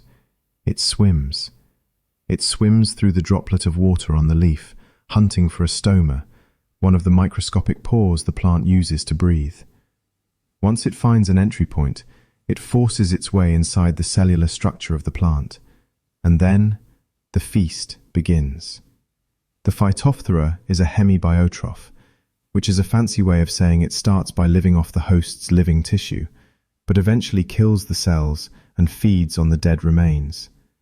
It sends out thread-like filaments called hyphae that ramify through the leaf, piercing the cell walls and sucking out the nutrients. It drinks the starch. It drinks the energy that was meant for the tuber underground. The speed of this colonization is difficult to comprehend. In the cool, humid conditions of 1845, the generation time of the mold, the time it takes for one spore to land, infect the plant, and produce thousands of new spores, was as short as 3 to 5 days. It was exponential growth on a scale that defies logic. One infected plant could release millions of spores into the wind, which would land on the wet leaves of the neighboring plants, which were genetically identical clones with zero resistance. And yet, for the first few weeks of the infestation, the fields looked green. The invasion was happening inside the leaves, hidden from the naked eye. The farmers walked their plots, checking the ridges, and saw only the lush canopy of the lumper. They did not know that the air around them was thick with silent decay. They did not know that the rain falling on their faces was acting as a conduit for a killer. They went to sleep in their cabins, listening to the wind and the rain, grateful that the crop was being watered. They had no idea that the wind was carrying the spores and the rain was waking them up. The biological trap had snapped shut, but the sound of the snap was too quiet for human ears to hear. The silence was absolute, but it would not last. The catastrophe did not announce itself with a bang. It announced itself with a colour. In the early days of September 1845, the weather shifted slightly, the mist thickened, and the vibrant emerald-green canopy of the Irish countryside began to turn. It started as a spotting, small, irregular blotches of necrosis appearing on the leaves, like drops of black ink on a green page. Within 48 hours, the ink had spilled. The spots expanded, merged, and consumed the plant. Entire fields that had been swaying with life on Tuesday were, by Thursday, reduced to a blackened, withered mat of dead vegetation. The speed of the collapse was something that the agricultural mind could barely comprehend. Farming is usually a slow tragedy. A drought kills a crop over months. This was an assassination. Reports from the time describe farmers going to bed, looking out at a healthy crop, and waking up to a landscape that looked as though it had been scorched by a phantom fire. The leaves hung limp and slimy, dripping with a foul moisture. But the visual horror was secondary to the olfactory one. Before the farmers even reached the fields, they knew the crop was dead, because the wind told them. The smell of the blight is a detail that haunts every historical account of the famine. It was not the dry, dusty smell of withered wheat, or the sour smell of spoiled milk. It was a heavy, cloying stench of active putrefaction, a sickly sweet vegetable odour that was so thick it seemed to coat the back of the throat. It was the smell of millions of tons of biomass liquefying simultaneously. Witnesses described it as a miasma that settled into the valleys and hung over the villages like a physical fog. It penetrated the walls of the cabins, it clung to clothes, it made the simple act of breathing a reminder of the disaster. Driven by panic, the families rushed to the fields with their spades. There was a desperate hope that the damage was confined to the leaves, that the tubers underground, protected by the soil, might still be safe. They began to dig, and initially, in those first few frantic days, it seemed like their prayers had been answered. The potatoes that came up out of the wet earth looked normal. They were firm. They were white. The skins were intact. There was a collective sigh of relief across the island. The lumper was ugly, but it had survived. The farmers gathered the harvest. They piled the potatoes into pits, covered them with straw and earth to keep them through the winter, and went home, believing they had dodged the bullet. But Phytophthora infestans is a patient executioner. The spores had already washed down through the soil with the rain. They were already on the skin of the tubers. The infection was inside the clamp. A few days later, the farmers returned to the pits to check their stores. When they pulled back the straw, they did not find potatoes. They found a black, viscous slime. The tubers had not just rotted, they had melted. The blight attacks the cellular structure of the potato, breaking down the cell walls and turning the starch into a watery, foul-smelling mush. The chemical transformation was total. A pit that should have contained a ton of food now contained a pool of black liquid that reeked of death. The psychological impact of this moment is impossible to overstate. You must understand the total dependency of the system. There was no backup crop. There was no savings account. There was no local grocery store. The potato was the only thing standing between the tenant and the grave. To dig it up, hold it in your hand, and watch it turn to liquid before your eyes was to witness the physical evaporation of your own future. It was a logistical nightmare. Even if you tried to cut away the rot, the infection spread too fast. If you tried to feed the partially rotted potatoes to the pigs, the animals sickened and died. The food supply of an entire nation had effectively been deleted. The fields were black. The pits were full of slime. The smell of decay blanketed the island from coast to coast. The silence that followed was the silence of a people realizing that the math of survival had just been rewritten, and the result was zero. The harvest was over, and the hunger was about to begin. When a harvest fails in a pre-industrial society, the immediate result is hunger. But starvation is different. Starvation is not just an empty stomach, it is a process, a slow and terrifying biological dismantling of the human body. In 1846, as the second year of the blight took hold, and the potato pits turned to black slime for a second time, Ireland moved from a state of crisis into a state of collapse. And this collapse was not merely a result of fungal spores. It was a result of a cold, detached bureaucratic machinery that viewed the famine not as a humanitarian emergency, but as a mathematical anomaly in the free market. The government in London was in the grip of a strict economic ideology known as laissez-faire.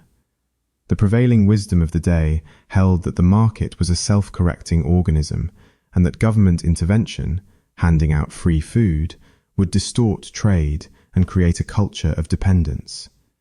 The architects of the relief effort believed that the natural laws of supply and demand would eventually solve the problem. If there was a shortage of food, prices would rise, merchants would import grain, and the market would balance itself. But there was a fatal flaw in this logic. The Irish peasant had no money to enter the market. They operated in a barter economy, trading their labour and their pigs for the rent, and relying on the potato for their calories. When the potato vanished, their currency vanished. They could not buy the grain that the merchants were supposedly going to bring. This led to the most haunting image of the Great Famine, a logistical paradox that defies moral comprehension. Throughout the worst years of the starvation, Ireland remained a food exporter. The fertile lands of the East, the estates of the Anglo-Irish gentry, were still producing bumper crops of wheat, oats, and barley. They were raising immense herds of cattle and sheep. But this food was not for the Irish. It was a cash crop, contractually obligated to the markets of England. So, on the same roads where skeletal families were walking in search of relief, heavy carts laden with sacks of grain and protected by armed dragoons were rolling in the opposite direction toward the ports. The starving watched the food leave. They watched the ships sail out of Cork and Dublin, sitting low in the water with the weight of Irish wheat, while in the hinterlands People were eating grass and nettles to stop the pain in their bellies. It was a triumph of contract law over human survival. When the government finally did intervene, the relief was almost as punishing as the hunger. They imported Indian corn, maize, from America. But this was not the soft, sweet corn we know. It was a hard, flinty variety used for animal feed. It arrived in Ireland unground. The peasantry, having no mills, tried to boil it whole, but it remained rock-hard and indigestible. Even when ground, it required hours of boiling to become edible, but the starving had already sold their turf and wood to pay the rent. They ate the corn undercooked, leading to agonizing dysentery that killed as effectively as the hunger itself. To get this food, one had to work. The government established public works schemes, believing that charity without labor was a sin. Starving men were tasked with building roads that went nowhere, digging ditches that drained nothing, and breaking stones for non-existent highways. The caloric math was grotesque. A man would burn 3,000 calories swinging a pickaxe in the freezing rain, only to be paid enough to buy 1,000 calories of raw maize meal. The work didn't save them. It accelerated their consumption. The body, denied fuel, began to cannibalize its own muscle and fat. The victims became walking skeletons, their limbs swollen with the fluid retention of edema, known as famine dropsy. By 1847, the system had broken completely. The workhouses, designed as a last resort for the destitute, were overwhelmed. Built to hold hundreds, they were packed with thousands. In these crowded, filthy conditions, typhus, the famine fever, spread like wildfire. The relief centres became death traps. To enter a workhouse was often a one-way ticket. The logistical infrastructure of the state had failed to account for the scale of the disaster. The potato had allowed the population to grow beyond the safety limits of the economy, and now that the prop was kicked away, the fall was absolute. There was nothing left to eat, nowhere to work, and no help coming. The only option left was to move. The realization that the land could no longer support human life did not happen all at once. It came in waves, like the blight itself. But by 1847, known in Irish history as Black 47, the psychological dam had broken. The hope that the potato would return, that the bad wind would pass, had evaporated. The people looked at the blackened fields, then at their starving children, and realized that to stay was to die. The island, which had been their entire universe, had become a tomb. And so, the great displacement began. It was not a migration in the traditional sense. It was a panic, a chaotic, desperate flight from a burning building. For many, the decision to leave was made for them. The landlords, calculating the new economics of the famine, realized a grim truth. It was cheaper to export a tenant than to keep him. Under the new poor laws, a landlord was required to pay taxes to support the paupers living on his estate. A living tenant was a liability. A departed one was a one-time expense.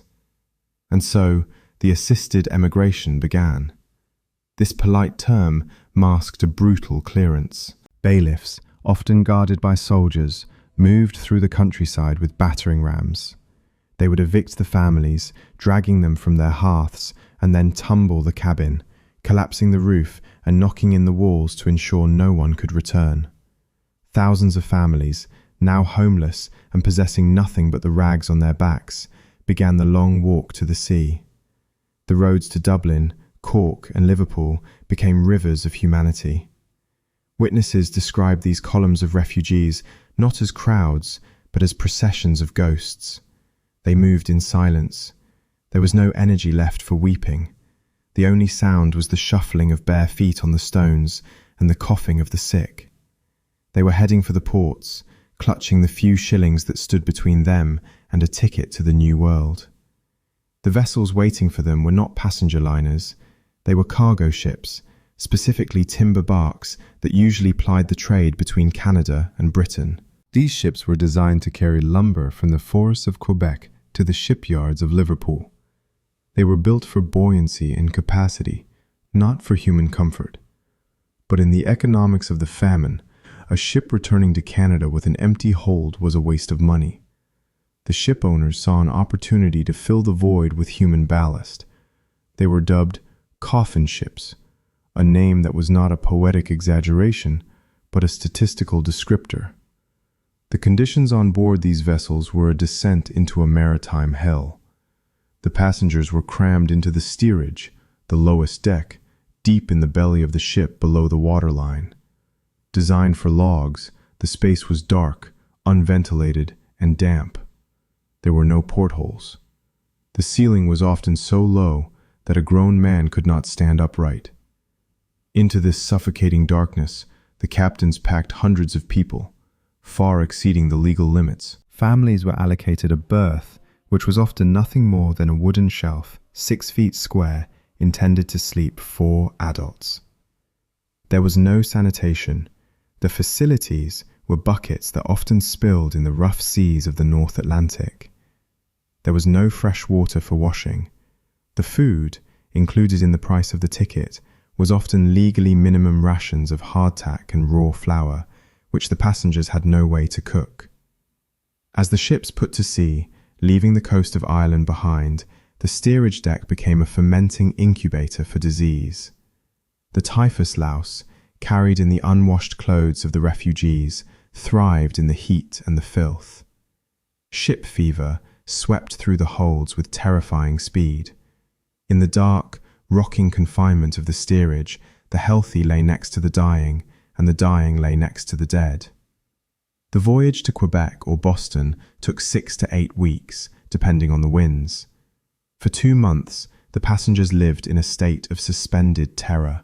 The hatches were often battened down during storms, sealing the people in with the stench of dysentery and vomit. When the weather cleared, the crews would open the hatches, not to let in air, but to haul out the bodies. The mortality rates were staggering. On some voyages, 30% of the passengers died before sighting land. The Atlantic Ocean became a graveyard. It was said by the sailors of the time that you could trace the route of the Irish migration from Cork to Quebec simply by following the sharks that had learned to trail the wake of the timber ships, waiting for the daily committal of the dead. Those who survived the crossing were not arriving as pioneers ready to conquer a new world. They were arriving as broken, traumatized remnants of a collapse, spilling out of the ships and onto the quarantine islands of the Americas. For those who survived the crossing, the sight of land should have been a moment of salvation. As the timber ships entered the mouth of the St. Lawrence River in Canada, the passengers dragged themselves up from the darkness of the steerage to look at the green banks of the New World. But for tens of thousands of them, the journey did not end at the dock. It ended on a small, rocky outcrop in the middle of the river called Grosse Île. This was the quarantine station, the filter designed to protect the cities of Quebec and Montreal from the diseases of the Old World. In normal years, it was a quiet outpost, but in the summer of 1847, it became a bottleneck of human misery on a scale that the Canadian authorities could not comprehend, let alone manage. The river was clogged with ships. At the height of the season, a queue of 40 vessels stretched down the St. Lawrence, waiting for medical inspection. They were floating fever wards, flying the yellow flag of quarantine, drifting in the summer heat while the passengers inside continued to die. The logistics of the island collapsed within days. The fever sheds, hastily constructed wooden barracks, were designed to hold a few hundred sick people. By June, they were holding thousands. The healthy were trapped on the ships with the sick for days, waiting for a doctor to clear them, a delay that turned the vessels into incubators. When they were finally allowed ashore, the scene that greeted them was apocalyptic. There were not enough beds, so the sick were laid on the ground in rows. There were not enough coffins, so the dead were stacked like cordwood near the water's edge. The sensory reality of gross eel was a mirror of the tragedy back home, but transposed onto a foreign landscape.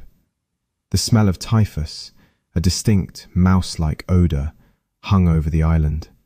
The sound of the saws making coffins was constant, a rhythmic percussion that continued day and night until the wood ran out. Then, the mass graves began. Trenches were dug into the hard soil, and the anonymous dead were lowered in, layer by layer. It is estimated that over 5,000 Irish souls are buried on that single, small island, a mass of humanity that fled the hunger, only to die within sight of the food. Those who avoided the Canadian quarantine often headed for the ports of the United States, specifically Boston and New York. But here, they encountered a different kind of hostility. They were not arriving as valued immigrants, they were arriving as a biological and social threat. The famine Irish were distinct from the earlier waves of Irish migration. They were poorer, sicker, and more desperate. To the established Protestant populations of the eastern seaboard, these newcomers were terrifying. They were seen as carriers of disease and alien religion, a chaotic influx that threatened the order of the young republic. The reception was cold and brutal. In Boston, a city that prided itself on its Puritan roots, the Irish were corralled into slums near the waterfront. They crowded into cellars and attics, recreating the density of the coffin ships on dry land. The prejudice was open and institutional. No Irish need apply was not a myth. It was a standard clause in employment listings. They were barred from skilled trades, forced to take the most dangerous, back-breaking work that native-born Americans refused. The men dug the canals and the subway tunnels. The women became domestic servants, scrubbing the floors of the wealthy, invisible and despised. Yet, in these hostile cities, the demographic weight of the potato collapse began to reshape the world. The sheer volume of people was undeniable. They transformed neighborhoods like the Five Points in New York into teeming, chaotic enclaves of Irish culture. They built churches with their pennies, they organized, and they survived. The mortality rate in the slums remained horrific. Tuberculosis and cholera replaced the famine dropsy, but the community did not break. They'd survived the blight, the starvation, and the coffin ships. The hard pavement of New York could not kill them. They became the bedrock of the modern American city, a population forged in the trauma of the potato fields, now fueling the rise of a new industrial power across the ocean. When the fever finally broke and the ships stopped sailing, the silence that fell over Ireland was heavy enough to be felt. The potato, which had acted as a biological amplifier for the population, had been unplugged, and the silence was the sound of a demographic collapse so severe that it has no parallel in the modern history of the West. To understand the scale of what happened, we have to look at the cold, hard numbers of the census, because they tell a story that is even more chilling than the accounts of the workhouses. In 1841, just before the Blight arrived, the population of Ireland was recorded at over 8 million people. It was a dense, vibrant, overcrowded island. By 1851, after the hunger and the exodus, that number had plummeted to 6.5 million. In a single decade, huge swathes of the population had simply been erased from the ledger. But the trauma did not stop when the Blight ended. The famine had set in motion a cycle of emigration that continued for a century. The sons and daughters of those who survived looked at the land, saw only a graveyard, and left. By the early 20th century, the population had fallen to around 4 million, half of what it had been at the peak of the potato boom. This creates a statistical anomaly that is unique in Europe. If you look at the demographic charts of England, France, Germany, or Italy over the last 200 years, the line goes up. It is a steady upward curve of industrial growth. But if you look at the chart for Ireland, the line falls off a cliff in 1845 and keeps falling for decades. Today, nearly 2 centuries later, The population of the island has still not returned to its pre-famine levels. It is a country of ghosts, a place where the past was literally more populous than the present. You can still see this scar etched into the physical landscape. If you walk through the remote hills of Connemara or Mayo today, you will see the ruins of stone cottages, roofless and reclaimed by the moss, standing in the middle of empty fields. These are not ancient archaeological sites from the Iron Age. They are the homes of the families who were evicted or who died in the 1840s. Even more haunting are the fields themselves. Under the grass, if the light is right, you can still see the faint, rhythmic undulations of the lazy beds. These are the fossilized remains of the potato ridges, dug by hand by a population that no longer exists, waiting for a harvest that never came. The land remembers the density of the people, even if the census does not. The scar went deeper than just the landscape. It rewrote the cultural DNA of the survivors. The reckless, optimistic biology of the potato years, where a man could marry young, subdivide his plot, and feed a family on a scrap of dirt, was over. The famine taught the Irish a brutal lesson in caution. The practice of subdivision was banned, not just by law, but by custom. A father would now leave his land to only one son. The others had to move to the city or take the boat to America. Marriage became a cold, calculated economic transaction. You did not marry until you had the land to support a family, which meant men waited until their 30s or 40s. The matchmaker became a central figure in rural life, ensuring that acres were married to acres rather than hearts to hearts. The population stopped growing because the people were too terrified of the past to allow it to happen again. They had seen what happens when you build a future on a fragile foundation, and they retreated into a conservative, cautious solitude. As for the lumper, the engine of this rise and fall, it was quietly retired. The farmers who remained turned to new varieties, like the champion, which were less productive but more resistant to the blight. They moved away from the monoculture of the spade and back toward the safety of the cow. The fields of grain and pasture expanded, pushing the potato back to the garden. The botanical experiment was over. The lumper had promised efficiency, and it had delivered death. But the lesson of the lumper was not just for Ireland. It was a warning shot fired across the bow of modern agriculture, a demonstration of what happens when we simplify nature too much. It was a local tragedy that revealed a global vulnerability, one that we are still grappling with today. It is tempting to look back at the Irish famine and view it as a tragedy of the past, a failure of a primitive agricultural system run by desperate men with spades.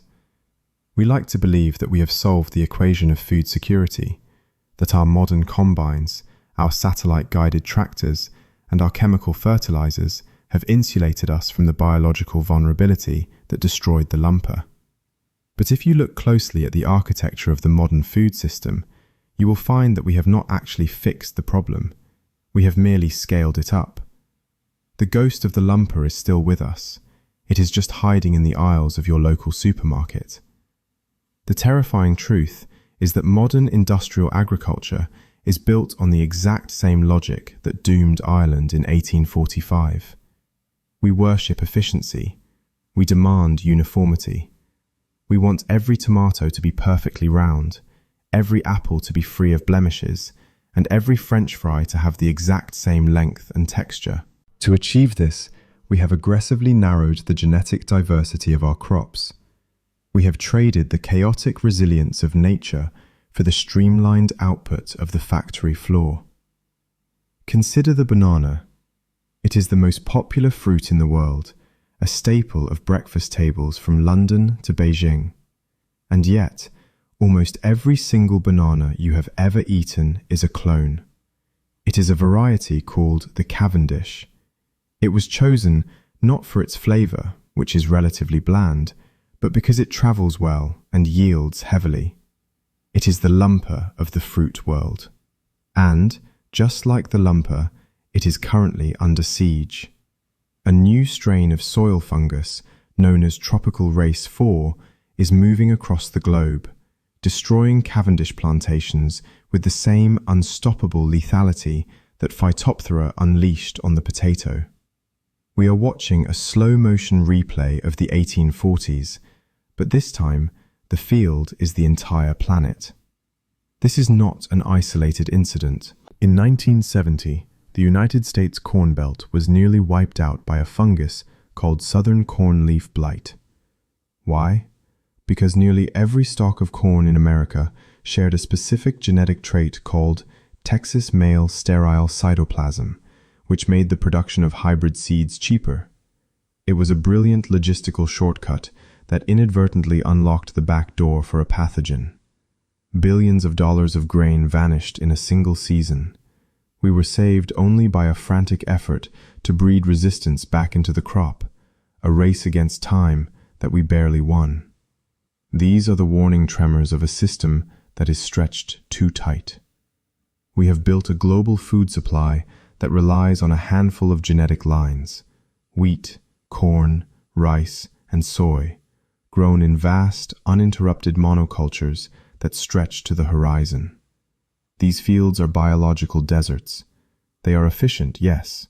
They produce calories at a rate that would make Parmentier weep with joy. But they are brittle. They require a constant infusion of pesticides and fungicides to keep the predators at bay.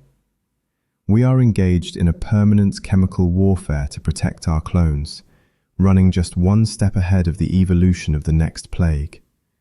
This realization has led to one of the most quiet, yet profound projects in human history. Deep inside a sandstone mountain, on a frozen island in the Svalbard archipelago, halfway between Norway and the North Pole, there is a vault. It is built to withstand nuclear war, asteroid strikes, and rising sea levels. But it is not filled with gold or weapons or government secrets. It is filled with seeds. The Svalbard Global Seed Vault is the backup hard drive for human agriculture. Inside its icy chambers, kept at a constant 0 degrees Fahrenheit, are millions of samples of seeds from every corner of the earth. There are varieties of wheat from Syria, corn from Mexico, and, crucially, thousands of varieties of potatoes from the Andes. It is a recognition that we may have gone too far in our pursuit of the perfect, uniform crop. It is an admission that the inefficient, knobbly, low-yield varieties that our ancestors grew might actually contain the genetic code we need to survive the future. We have begun to realize that diversity is not a luxury, it is an insurance policy. The primitive farmer who plants 10 different types of potatoes in a single row is not being inefficient, he is being a risk manager. He knows that if the frost comes, the bitter potato will survive. If the blight comes, the purple potato might resist. He is playing a long game that industrial agriculture has forgotten. And to understand the true value of that wisdom, we must leave the concrete vault in the Arctic and return to the place where this story began. We must go back to the thin air of the Altiplano, where the potato is not a product, but a way of life. To see the antidote to the lumper, and to witness the biological insurance policy that might one day save us all, we must travel 4,000 miles south and 3,000 meters up. We must return to the thin, cold air of the Altiplano, where the story of the potato began. Here, in the shadow of the Andes, the landscape looks much as it did 5,000 years ago. The wind still scours the high plains, the sun still burns with a fierce, ultraviolet intensity, and the nights still plunge below freezing. But if you look at the fields carved into the steep terraces of the mountains, you will not see the uniform, green carpet of the Irish monoculture. You will see a riot of complexity. In the indigenous communities of Peru and Bolivia, the potato is not treated as a factory component. It is treated as a clan. While a modern American supermarket might offer you 3 types of potatoes, a baking potato, a boiling potato, and perhaps a red-skinned novelty, the farmers of the Andes cultivate thousands. In a single valley near Cusco, you might find over 1,000 distinct varieties growing within walking distance of each other, and they are spectacular. They do not look like the pale, smooth lumps we are used to. They are vibrant, twisted, and wild. There are potatoes here with skin as dark and purple as a bruised plum, and flesh that is tie-dyed with streaks of neon pink. There are potatoes that are long and curved like the claws of a puma. There are potatoes with deep, cavernous eyes that resemble a human skull. There are varieties with skins that look like the scales of a fish or the bark of a pine tree. They have names that reflect this personality, names that are as much a warning as a description, like the Lumchui Wakachi, which translates to "make the daughter-in-law cry," a reference to its knobbly shape, which makes it frustratingly difficult to peel. But this diversity is not just for show. It is a sophisticated survival technology that the West forgot.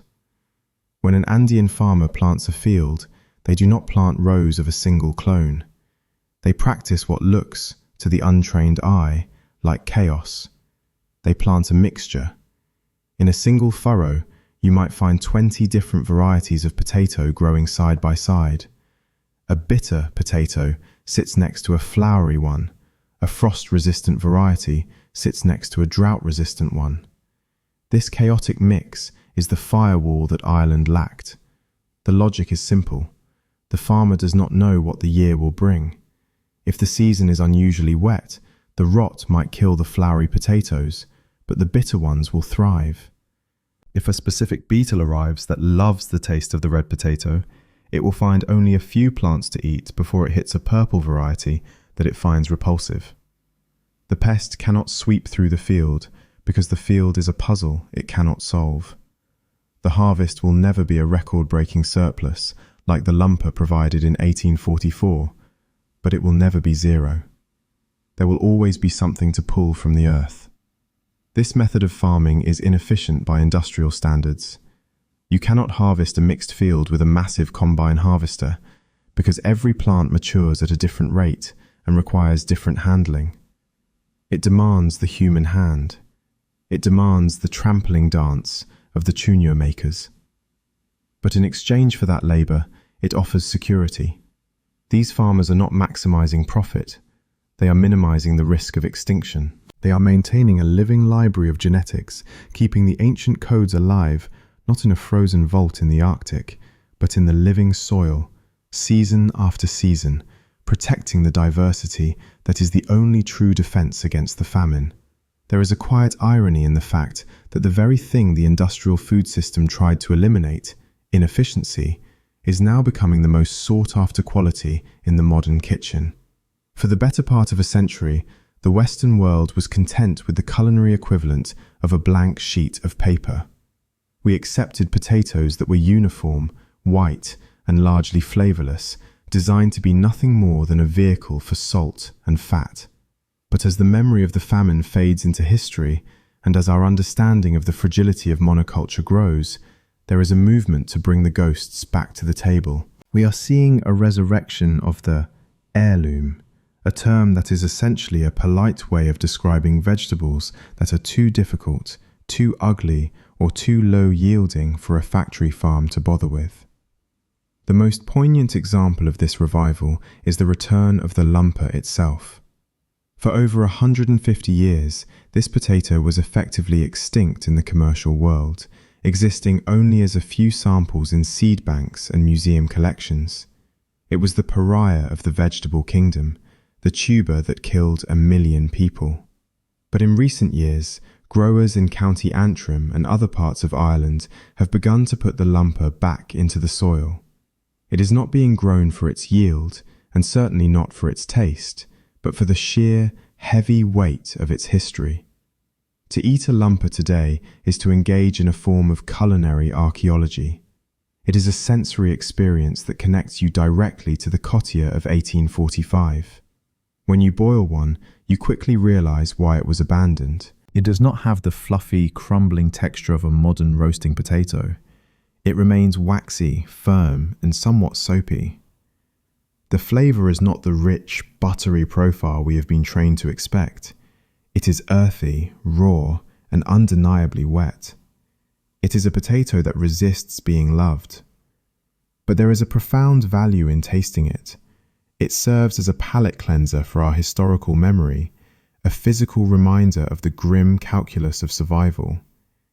It reminds us that for generations of our ancestors, food was not a source of pleasure.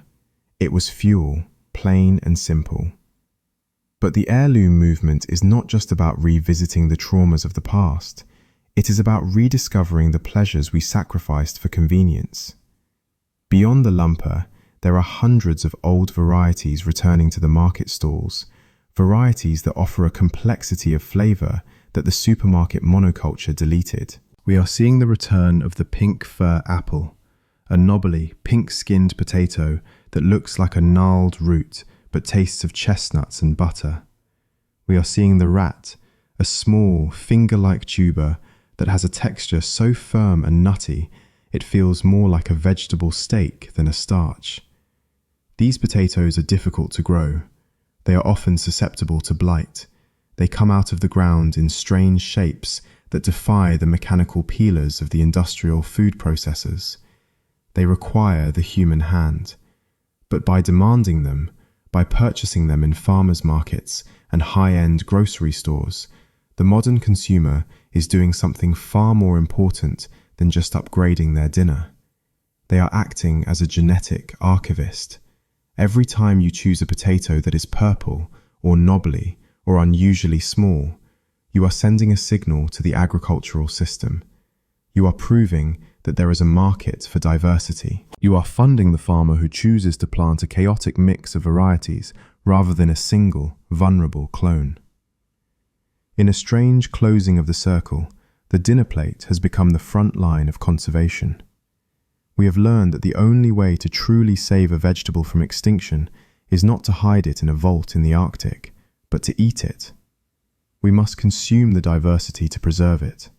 The inefficient potato is no longer a liability. It is a luxury and perhaps our safety net. The fork is a tool of preservation, and every bite of an heirloom variety is a small rebellion against the logic of the lumper. It is a declaration that we have learned the lesson of the famine, that in the world of biology, sameness is death, and variety is the only true guarantee of life. When you open your pantry door tonight, you will likely find them there, sitting in the dark at the bottom of a wire basket or a brown paper bag.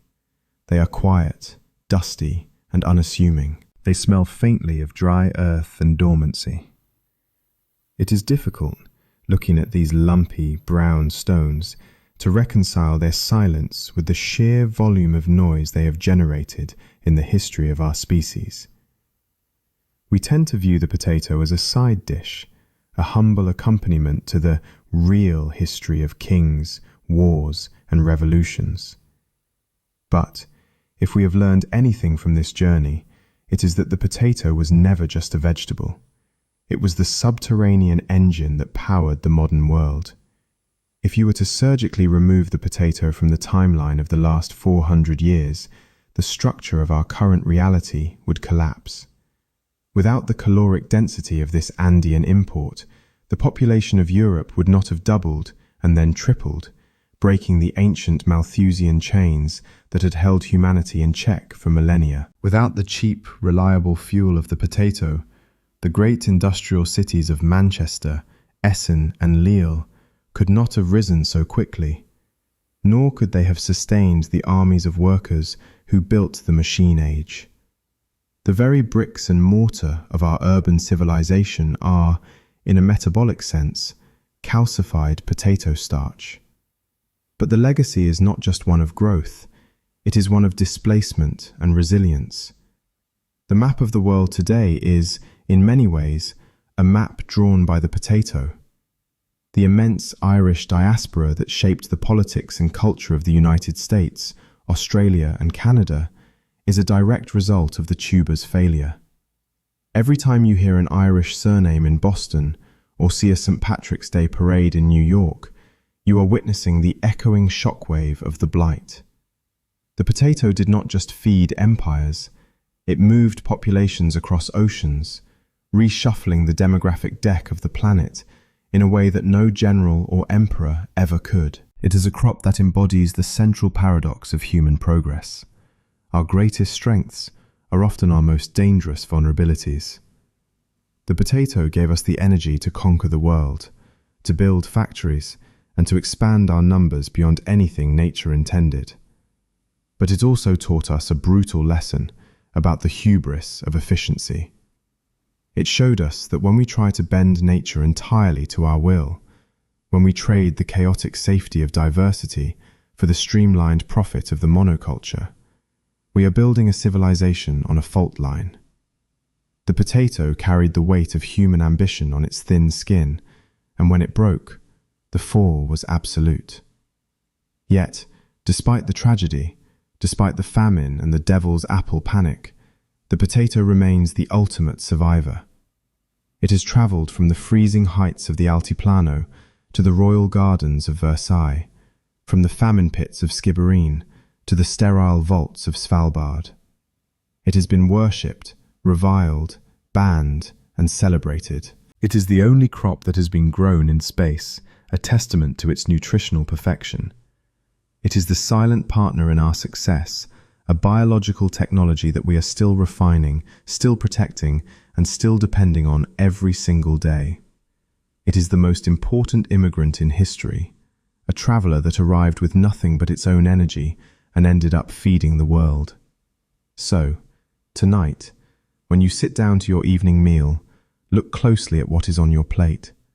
Perhaps it is a mound of creamy mashed potatoes, rich with butter and pepper.